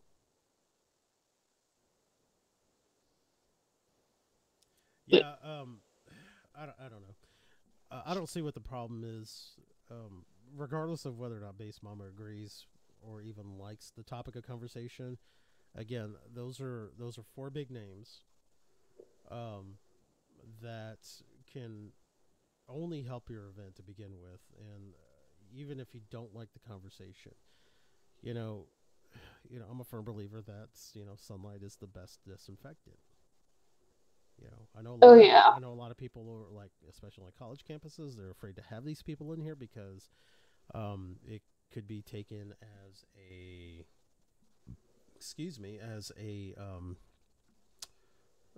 recruiting opportunity. And well, yeah, but you know what? They're going to recruit regardless of whether or not you have them on your campus. But if you have them on your campus, it's a better chance for people to disseminate the information. And if the ideology is bad, it'll be rebuffed and discredited. So yeah, people are there are going to be outliers who agree with what these people say. Oh yeah, there's like I said, for me, race is real. There's physical differences. Mm-hmm. There's intellectual differences, and here's another physical difference, because this one is quite obvious. Like, some races are bigger than others. Like, in regards to body mass, for an example, Orientals are very, very small, very slender. Their clothing is made differently. That's another good example. If you've ever been inside of an Oriental clothing shop, their clothes are freaking tiny. Their largest one, I'm a size 4. depending on the brand, I go from size 3 all the way up to 6, sometimes 7. Mhm. I cannot fit in their stuff, and I'm freaking tiny. So it's just like, yeah, no, there are physically different bodies when it comes to the races too. And I know that's a weird example to use, but it's just like, no, there's some races are bigger than each other. The Orientals are some of the smallest people. And that could be Korean, Japanese, Chinese, Taiwan, Filipinos. So it just, yeah, no, try go. I dare you to go try buy some of their freaking clothing. Dollars or dimes, you're not going to be able to fit any of it unless you're anorexic. So I just, come on now. Yeah, I don't think I'm even going to try to get into that clothing. I'll take a pass. I'm serious. Well, you know, Well, no, like I'm a big guy. I'm a really big guy, but well, just okay, let for me me, put there it is this like, way: I'm yeah. slightly bigger than Sargon, Oh, but smaller yeah. than I tried. Pharaoh. I had a shop. Yeah, I had a shopkeeper stop me from trying on the clothing because I picked out the largest size I had of this one particular kimono. Mhm. And he stopped me. He goes, "I'm not trying to be mean, but you're not going to fit in that, and I don't want you ripping my clothes." And he was, it was either Chinese or Japanese, Japanese. and I wasn't offended. Yeah, well, it was Chinatown, Chicago, but they had like Oh, mix. They have like 3 or 4 different cultures mixed in there, all from I got you. I got you. Asia and that side of the hemisphere. How, But he wasn't dare being they mix their prejudiced. He wasn't. cultures? Oh no, I think it's awesome to have these communities. I really do. I was being sarcastic. But oh, but I didn't take it as him being prejudiced. I didn't take it as him being racist. He looked at me. He looked at the product and go, "Ma'am, I'm not trying to be rude, but that's not going to fit you. Please do not try it on." So I'm like, okay, do you have something? And he showed me something else. It was a robe, and I got it, and I wasn't offended because I was like, yeah, I'm not. Yeah, you're right. So I mean, that's just an example right there. Freaking, I'm sorry. It's okay. Um, but no, I get it. So just to kind of bring it back full circle here, uh, Right. with Kilroy, I think we both agree that a little bit more transparency would be awesome. And well, and something we hadn't mentioned is this like I find the whole idea, and I think you may have a different opinion. I think the whole idea of the NDAs, was it NDAs? I forget what they're called. NDAs, okay. There's the Yeah, non-disclosure non-disclosure. agreement, Mm-hmm. and then there's the non-compete. Right. Now, I can't remember which one was which. One was for 3 or 16 months. I don't remember the numbers. People keep swapping them. But for the non-disclosure agreement, I mean, you can't expect people to not film. Yes, I was explained there are people coming from out of state and out of country that if people spotted them at Kilroy saying the stuff that they were going to say, they could go back home and get killed. I understand that, but you can't stop people from filming. You just can't. As for the non-compete, that's I don't know. I mean, once again, Kilroy was being treated as a company with the speakers as employees. Now, that's typical of any employer to say, well, you can't go work for our competitors at the same time while you're working for us. It just, you can't say if you work for CVS, you can't go work for Walgreens time, or if you work for Walmart, you can't go work for this store. So I can understand that, but to treat a convention, I don't know. I think the treatment as employer to employees is a little bit weird, but yeah, I don't know. It's kind of screwing. The contracts, from what I understand, were sprung upon the speakers at the last minute. Notified them from the get go. I'm like, yeah, I'd tell you to go F yourself. Um, it's just like, I'm not signing shit. No. And Yeah, that's what caused a lot of people to drop too. Yeah, when it so I first I first got or word of what these NDAs were supposed to do and these non-compete agreements when Sargon had Tim Pool on, I think it was the Thinkery, and I got uncomfortable just hearing about them. You know, because guest speakers are not employees. Are you paying them? Yes, but they. It's not like you're taking out a W-4, is it, or anything like that. You're not doing a background check on these people. Oh yeah, W-2 information and all that stuff. That's another good point. I have yet to hear anybody bring up that point. Was a W-4 signed? Are there going to be W-2s passed out? I mean, what's the deal? Was tax information collected? I mean, and from what we brought up earlier, there were some people who were promised compensation, others who weren't, other people who got accommodated, others weren't. So I'm like, if you guys were actually treating this as employees underneath an employer, there's been no mention of W-4s or W-2s. There just hasn't been. Right. And those are usually documentation that you need for somebody who you're actually employing. Yes, along with social security number, driver's licenses. The taxes you have to pay on each of your employees. Mm-hmm. So is this all part of the process too? Yeah, I've got money that says that no, it's not actually, because that is more of a headache that I'd be willing to bet money that Base Mama is not willing to deal with. I could be wrong. Yeah, I don't know. I don't know Base Mama anywhere near as intimately as probably a lot of other people in the community know her. You know, she and I,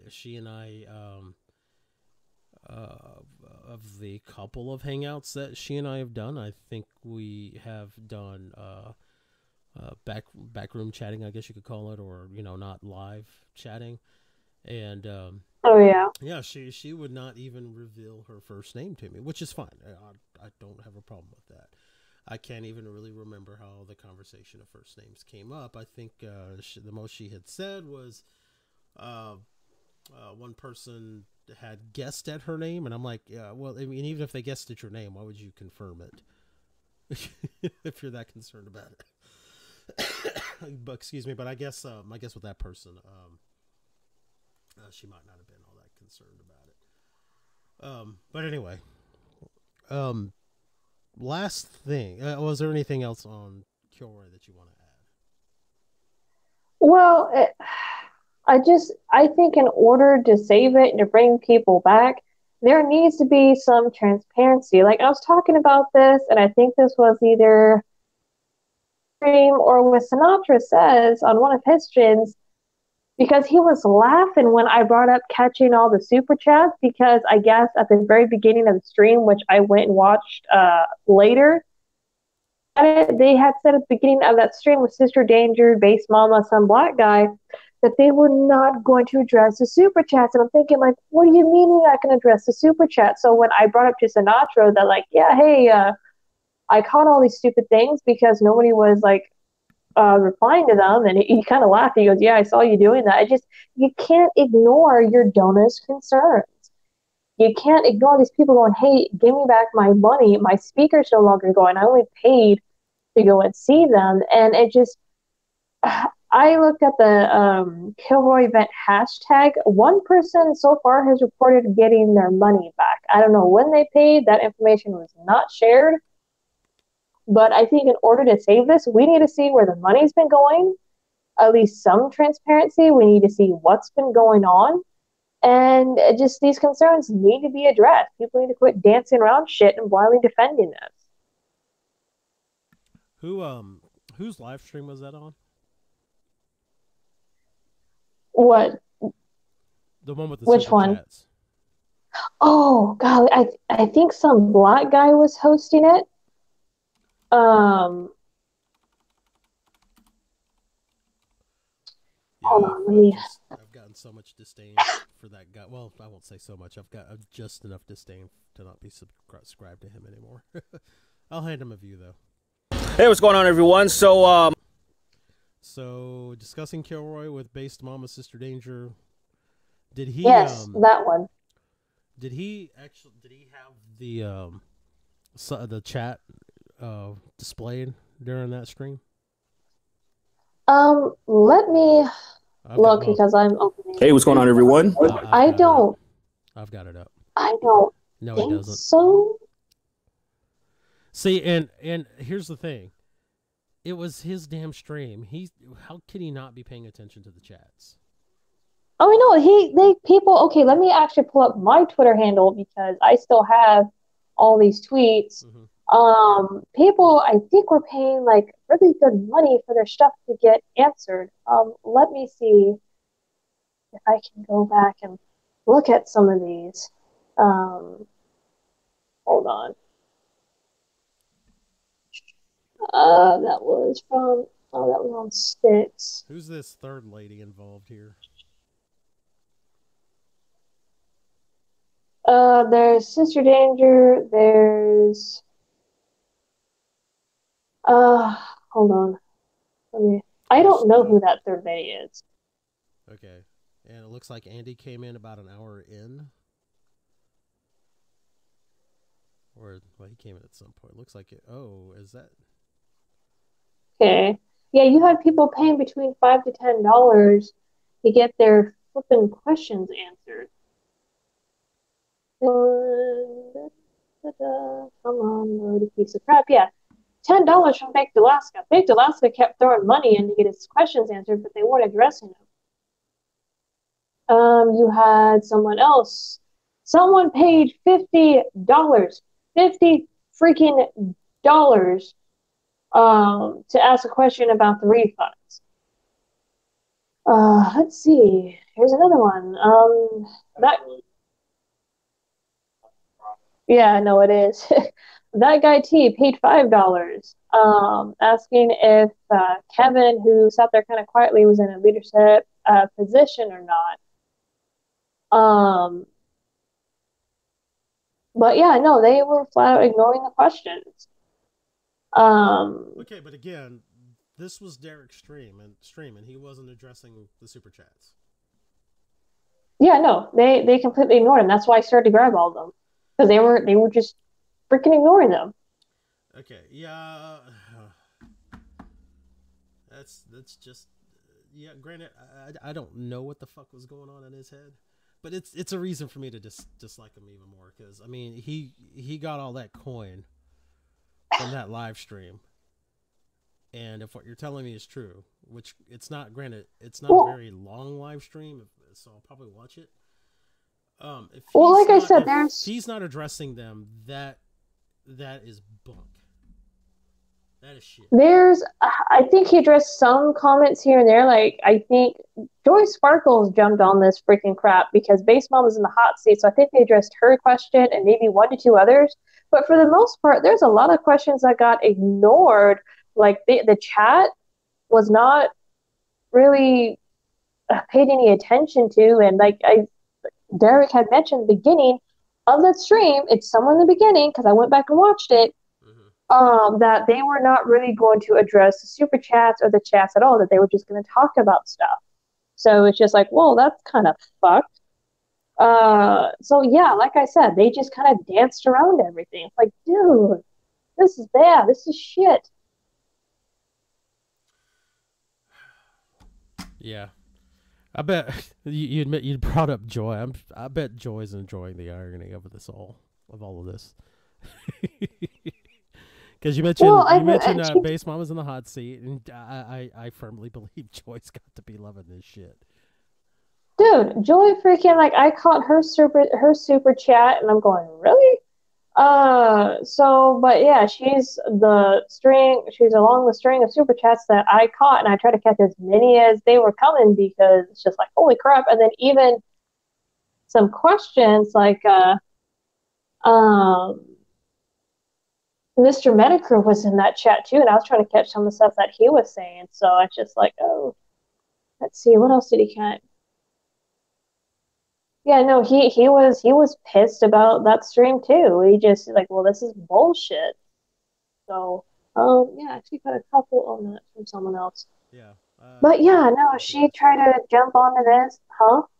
No, I just think it's shit that some black guy didn't read those super chats because, yeah, they absolutely. Oh shit, yeah, I've been looking through your feed and I can see your screen caps on all that, those super chats. Holy shit. Yeah, like I said, they were flat out ignoring them. And they were disappeared, and so that's why I was catching these stupid things, and I was hashtagging them, and freaking there's more people watching that stream, like Sinatra says, and quite a few others, and we talked about it on his stream, how they were dancing around on the super chats, and how they just like, yeah, this is when you flat out ignore the people who gave you over $1,000, well into the thousands of money for an event, and you don't reveal to them anything, and you have speakers dropping out left and right. It's time to show some receipts and talk about what the hell's been going on. I don't think this event's gonna happen. I really don't. If it does, it's gonna be really deflated. Yeah. And like I said, I don't understand at all why some black guy didn't read those super chats. Unless I don't know. And this, I can't believe I'm going to do this devil advocate shit with him unless he was absolutely trying to be, neutral on the whole thing. But at the same time, He was. I will say he was. He was getting money for this shit. He was getting. I know. Money for He was there to chats. be a neutral party. And for him to not read them, I mean, Jesus Christ, take the money and then be disrespectful, even more so by not reading them. Well, you had people like. Mm-mm. You had people screaming in the chats, including me, address the chats, address these freaking questions. Why are you ignoring them? So, yeah, no, people were pissed. That was such a bad stream. Jesus Christ. I just... I mean, look at the dislike to like ratio, man. That should tell you all in a nutshell. Just people were not happy with the answers. Like, at all. Jesus Christ. Yeah, that's pretty... Oh, yeah, dude, it's bad. It's like a Young Turks video. Oh, Jesus. Let's see. Reminder that 38,000 of Kilroy funding is security, administration, and incidentals, meaning that this based mama character can legally walk away with a cool $38,000 in donation capital with no legal recourse from donors. Jesus. Yeah, I did see his video on the whole Kilroy thing, and as informative as it might have been, I found it kind of boring after a minute because, excuse me, just because he kept trying to be funny with calling her based mama so based. Did you see this video? Oh, the one by James. Yeah, no, I watched that one. Yeah, that was, and I think it probably because I still have still have some friendly feels with based mama. Well, like I said, I have nothing so I was just kind of taking it personally a little bit. Well, no, and I have nothing personal against her. I don't think she was part of that doxing stuff, considering what was going on in the background, because she had dropped off. The DO5 thing was still going on. It's still going on, and the reason why I bring it up because Base was still helping, but then she started to dip in and out because Kilroy started to become more prevalent. So I don't think Base was involved in the doxing. She had her hands tied with so much more. And plus, because this is a good point too, just because you're in a Discord server room does not mean you're active in it. Right. I mean, I have Discord server rooms that I'm a part of, but I'm not always active in all of them because I don't have that kind of time. Yeah. So the whole Discord server thing, I'm just, I never really bought into the whole idea of that because they were in the Discord server that they were directly involved with it. Jesus Christ. 2 weeks of that girl just going on and on defending herself about the Discord server. I had to unfollow her. I got tired of seeing the bullshit. Not because I think she's lying. I don't mean bullshit that way. But that she had to keep trying to defend herself against against whoever was picking at her over the shit. Well, like, okay, and people were to the point to where it starts to sound disingenuous. Yeah, I mean, here's the thing, because Devil's Advocate was making a stink about it too, and pretty much it was show me proof of me doxing or shut up, because I kept seeing the accusation. I'm like, guys, shots or you don't. If you don't, shut the hell up. Mm-hmm. If you don't have anything against the person, shut up. Like, people were pointing their fingers at Walsley. There's been no proof that Walsley was involved in the doxing as well. And he even said, because he put out a video about it too, and he goes, you know what, this stuff is going to get leaked, which eventually it always is, and the guy that you have getting all your information is a leaker. So, and the Guardian has cleared freaking Walsley. The Guardian knows who has been doxing or was digging up info and knows who hasn't. So he's the one who leaked all this shit to begin with, him and Braving Ruin. So it's just like, yeah, no, the Guardian cleared Walsley.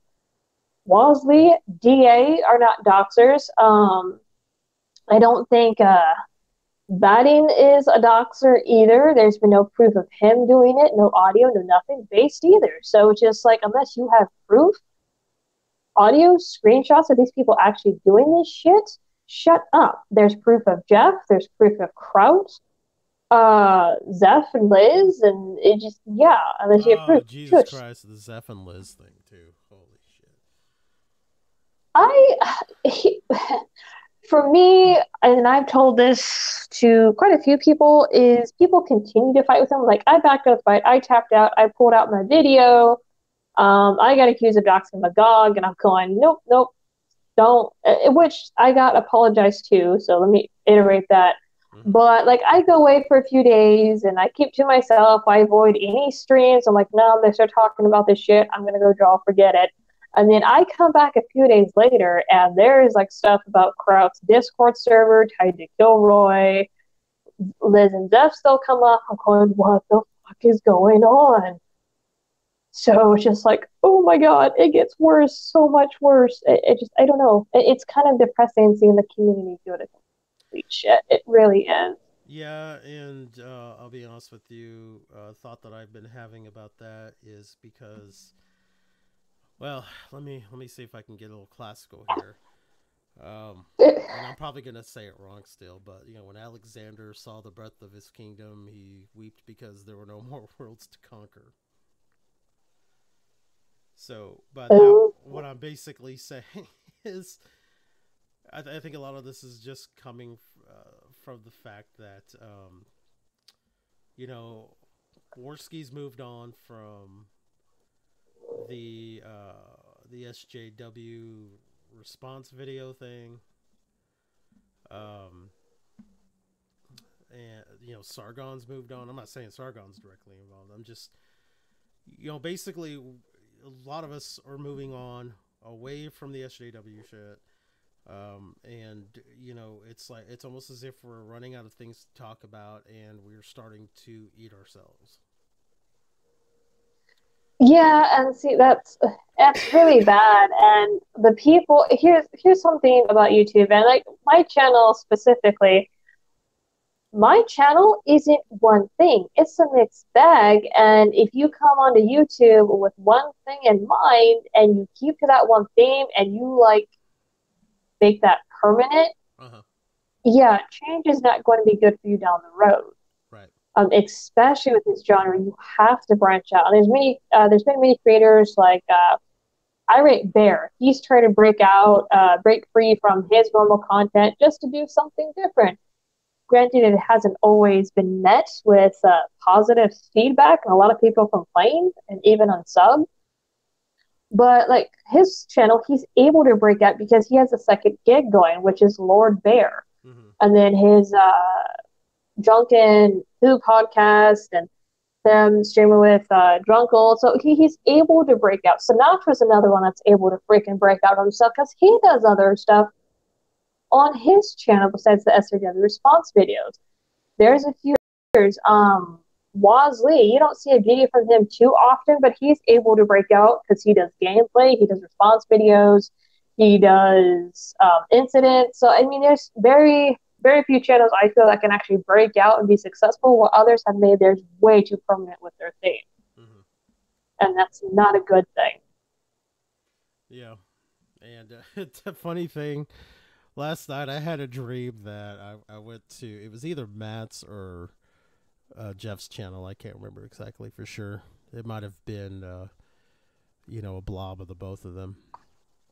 But I went to their channel and saw that they had only 4 subscribers. And then I realized I was looking at my own channel. No.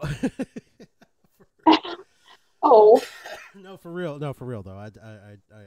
That was just the craziest dream. I'm like, why the fuck is my subconscious playing around with YouTube bullshit? Well, this has just been a very, very interesting couple of weeks. Oh yeah. For the anti-SJW and skeptic community on YouTube. Admittedly, for myself, there has been some second guessing of people that I thought I had a pretty good beat on as far as the kind of people that they are. And, and I'm trying to remain open-minded about those people because what it comes down to is I really don't know what the fuck is going on, That's the thing. Nor do I, but I do know that the ivory towers, because I've said this before, is a lot of the bigger channels, the skeptics, the people who trademark themselves as skeptics, have lived in these ivory towers to where they don't communicate with the lower channels, they don't collab with them, they don't even talk to them. So it's just like, your ivory towers are finally falling and you guys are scrambling. It's about time for these damn things to fall too. Yeah. You're not as clever as you think you are. Now, I have respect for some of them, but it's just like, yeah, no, you guys, your time is up. This is shit what you guys did. Well, and here's the other thing. You bring up the ivory tower analogy, but the thing of it is that even some of these smaller channels, which are still bigger than mine, I think that they've also constructed ivory towers for themselves. It's just that theirs are not as tall as the bigger channel ones. And I'm finding a lot of them to be exactly that which they are beginning to, I guess you could say, cry out against. And the self awareness is just it's out there. It's getting to the point to where and this is more of a personal thing where you as a longtime supporter are now starting to be ignored,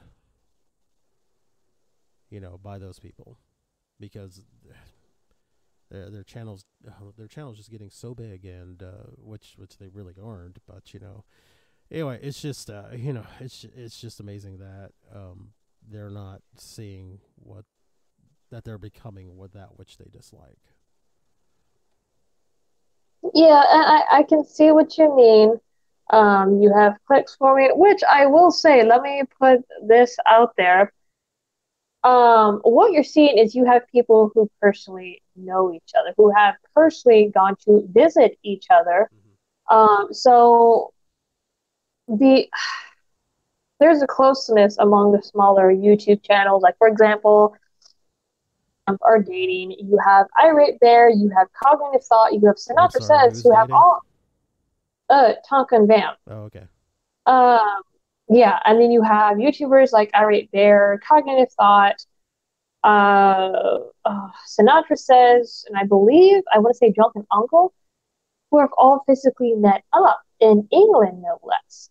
So you've had these smaller ones who've gone out of the way to see each other and have formed these really close relationships. So that could be what you're seeing is just kind of close friends. I don't know, growing more. I mean, I could. Yeah, I get it, but it's not. Here's my thing with that though, and obviously, I don't have zero issue with people meeting up and friendships coming forth from those meetups. But the thing of it is that your channel is supposed to be there to cater to, I guess, a wider audience. Like, you want people to come in. Now, the thing of it is that, and I've noticed it with a couple of them. Okay, so I can't do it right now just because, financially speaking, I just don't have the means to do it. And I probably should have stopped doing them months ago. But the thing of it is that I like to go into, people's live streams, and if they have a super chat, I'll drop them a couple of bucks, and try to say something kind of cute or funny, right? But then, when you actually want to say something serious, or if it's still funny, if I'm trying to say something still serious or funny or serious, it's almost as if they don't even realize that you're there unless, you're dropping them money. And I'm just like, well, I can't do that right now. So, I don't expect that my channel will ever get to the level to where, I can start getting super chats too. I pray to God that if it ever gets to that point that, especially with regular people, see, what I want eventually to be able to do is, if I have a live stream going on, or the channel's big enough and I have a live stream going on, that I have somebody who can help me pick out chats that need to be read, regardless of whether or not there's money behind them. If I got people that are having, like, if there are people in the chat that are just having, side conversations or whatnot, cool. But if somebody's saying something to me directly, I want somebody there to help me be able to catch them. Because I want to be able to respond to whatever. If I have a live stream with guests in it and guests are being directly addressed, I want somebody who's going to be there to help me catch those. Because I don't want. I want to do my best to make sure that people don't feel like that they have to pay just to have me respond to them. Yeah, and that's true. That's true enough. And I'm not able to stream due to my internet being total crap. But like, when I go into other streams, I mean, I'll look at the chat, I'll read the chat, and I'll ask if I can address the chat, because it's just like, yeah, I like interacting with the chat too. During some live streams with people, hey, leave the chat alone, stay out of the chat, and it's just like, I can't help it. That's funny. And the thing is have you been in a Chagrin stream while I've been there co-hosting for her? I might have been in one, but like, I don't know. Crap, someone messaged me. I want to say that you have been in one, but I can't remember. I want to say at least one, but I don't remember the last one I saw. Yeah, so as the times that I've co-hosted for her, I've tried to watch the chat better for her, because she gets distracted with whoever she has guesting on her show. And even as her co-host, I sometimes get distracted with the conversation happening in the Hangout.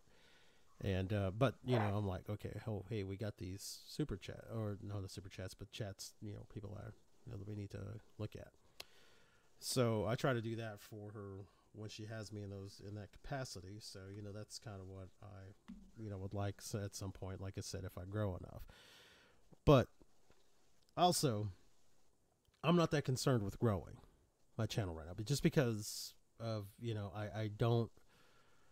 I don't have enough inclination right now to dedicate that much time to it, to try to get it growing. Now, some people don't have to do that; they have great personalities, and there's just something about them that people gravitate to, so their channels explode, or they happen to be really hot. Because let's be honest. Yeah. Let's be honest. Do we think, okay, so, well, one, she had a lot of help from Lacey Green. Actually, I think she had most of her help from Lacey Green. But if not for Lacey Green, well, firstly, and then also being really pretty, I don't know that Roaming Millennials channel would be where it is right now. Yeah, I actually discovered Romy Millennial when she was way smaller and she used a South Park avatar. Yeah. So I do remember that, and I remember because I did my own video on it. It's just like, yeah, just because she's your face in a title card, she's not stealing your face or making money off of your face. But yeah, no, I saw Romy Millennial like explode, and then she came out. Romy Millennial is very pretty. I mean, she really is.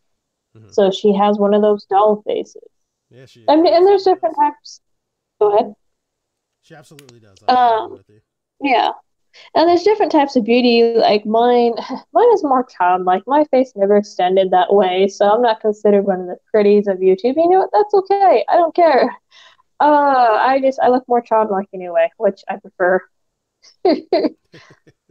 But there's there are some people who have gotten by on their looks. I'm not saying that's Romy Millennial. She's very well pretty. She got a big boost from Lacey Green attacking her.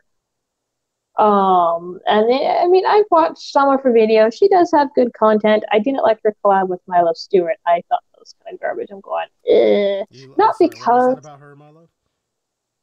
she did a collab with Milo Stewart. Like she was trying to like reach out with an olive branch, which was good.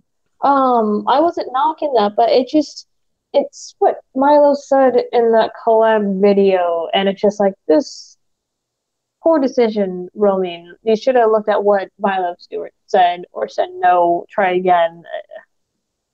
Yeah, no, it was not good. Yeah.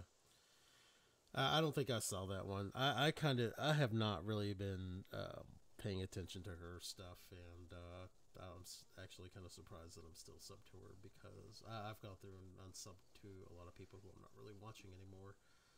But when she put the first video I saw of hers where she put that new intro music on, I was like, what the fuck is going on?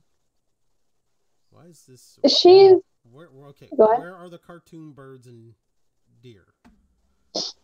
Seriously. Well, something you have to understand because she's gotten more professional with her videos, and you can tell, and there's not a problem with that.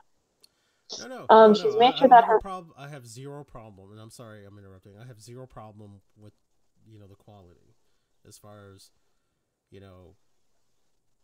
do up in the production value a little bit. Just saying. To me, the music, that intro music that she uses, just does not fit. Like it's almost as if she's trying to make herself to be a little too Disney-like. At least the intro of her videos. I'm like, what the hell are you doing? To be honest, I haven't seen a Romy Millennial video in quite some time. Oh my goodness. Oh my goodness. And then she started doing the merch. I'm like, are you fucking kidding me with the merch? And I think that has a little bit more to do with my personal taste as far as her merch goes, because being a bit masculine, I just have a hard time buying a t-shirt that has that huge R with a crown on it and the little M on the front of the t-shirt. It's like, no, this is a girl's shirt. To me, it's a girl's shirt. I'm sorry. Yeah, no, it sounds very girly.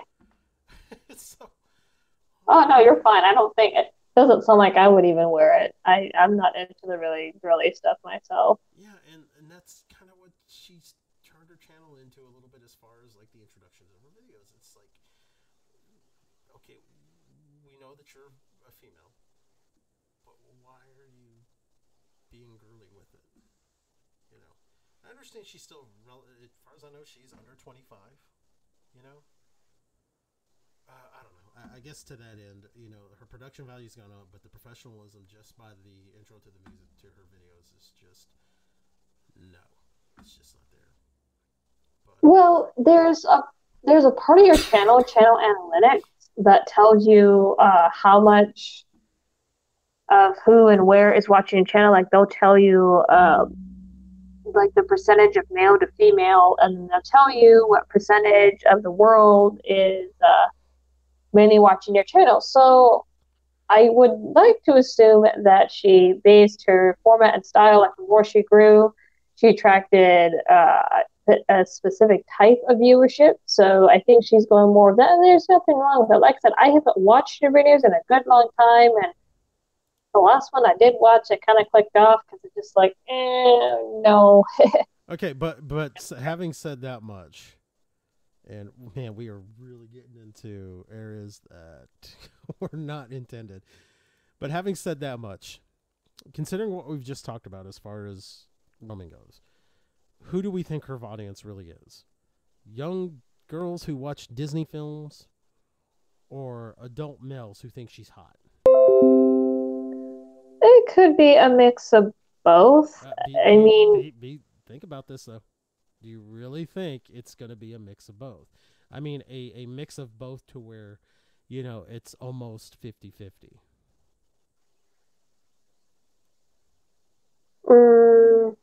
Kind of hard to say. It really is. Well, as far as I'm concerned, being a man, I'd bet good money that a majority of our audience is men. I'd bet my college education on it, which is not a lot. It's probably worth about $10. Seriously, I really do believe that the majority of her audience, the lion's share, is going to be adult men. Even adult men who are about as old as I am and a little pervy. So, anyway, that's the bread and butter of it, and that's what's turned me off to her channel, is that she has this light little girly music. I get it; she's a girl, she's a young woman, right? But if she's really upping her production value and gearing it towards what her majority audience would be, if we could actually see the analytics. And if I'm right about what the analytics would show, she needs to get rid of The Crown and this Disney music. But you know what? I've already tried. She's not listening to me. I've tried interacting with her on a couple of things on Twitter, and I'm not big enough for her. Yeah, that or else it's my pile of shit avatar turns people off. Who knows? I mean, I will say I've seen channels take like a wonky route, but I mean, if it works for them, it works for them as long as it doesn't die out quickly. Mm-hmm. But yeah, there's some channels where it do. Well, let's see. Yeah. Jesus Christ. Wait. That's views. Okay, never mind. I'm trying to see here. So she's got just over 250,000 on her subscriber ship. Not ship, but ship. And, in the last 30 days, she is down 17.5%. That could be due to the algorithms. Freaking YouTube has been jacking views. I had 18,000 freaking stolen from me a few days ago. I'm going like, what the crap? I even took a screenshot of that shit. Mm-hmm. So yeah, YouTube is like screwed up right now. Yeah, I can see that. 18,000. I can see that. Okay, so I had intended to wrap this up about 15 minutes ago. I really did not think that we would go 2 hours on a live stream, but I will not feel guilty about it if you don't feel guilty about it. Oh, she just lost a sub. I went to her live subscriber count. She just lost a sub. And it wasn't me. And now it is. Yeah, at some point, if I come across one of her videos and the music's changed, I might come back. Yeah, I'm kind of surprised as a speaker that she hasn't come out on anybody's live stream to say anything about it, and she's probably not going to. Well, it's a shit fest. There are some people that just went, no, leave us alone, keep it away. Roman, I think Roman Millennial isn't going not anymore. And I mean, she said that she supported people who still wanted to go, but she goes, yeah, I'm not going anymore. So she backed out. Oh, So I think out. she's like staying far away. Well, let's see. Yeah, she's still on the webpage. Oh yeah, no, that's another thing that got brought up with Kilroy is the people that they disinvited or the people that dropped out, they're still using their faces to advertise. Like I think that was with Lauren Southern or Blondie, they were still advertising with her or Blondie after they dropped out. So yeah, it's bad PR. A lot of people complained about that. Yeah, what the hell? They don't even have a schedule. Now, see, the only thing I've ever been able to see with guests, because I was watching one of the live streams I was watching, they were still showing some other people's faces on there that are not there anymore. They definitely don't have Andy up anymore. But anyway, nope. while they were looking at their page, I went and pulled it up too, and I wasn't seeing the same thing they were seeing. Yeah, fucking Matt Jarbo. Oh, Jesus. I start losing respect for him when he had one too many videos of him trying to defend a pedophile. And I heard of. Go ahead.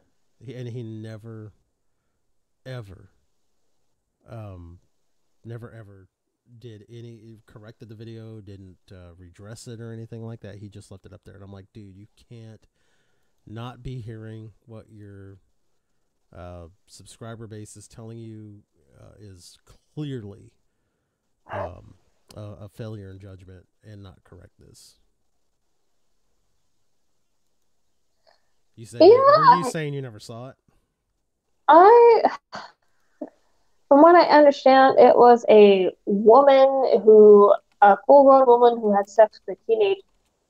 A little bit scuffle because Johnny Fox made quite the stink about it. I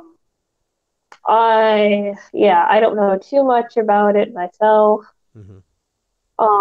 But I heard what the argument was that it was some sort of fantasy of the woman. I don't know. It was kind of weird. Like I said, I didn't catch it really, and I don't really want to go back to it. Okay, well, I can tell you one of his other points was that she apparently had been abused herself, and he tried to use that as some kind of excuse for her also being abusive. And a lot of us understand, most of us understand that abuse is cyclical. If cyclical is the right word to use. But the thing of it is that we never, as a society, make it okay for them to abuse just because they were abused. Yes, and actually, I'm a past victim myself. So just by saying that, because there's a history of abuse in my personal family. You have to deal with the trauma that happened to you. It's not okay. What happened to you is messed up. Yes, you have these horrible side effects, and it affects each and every person differently. But you still have to deal with it. You cannot project what happened to you onto other people. That's just passing on the pain further and repeating what was done to you.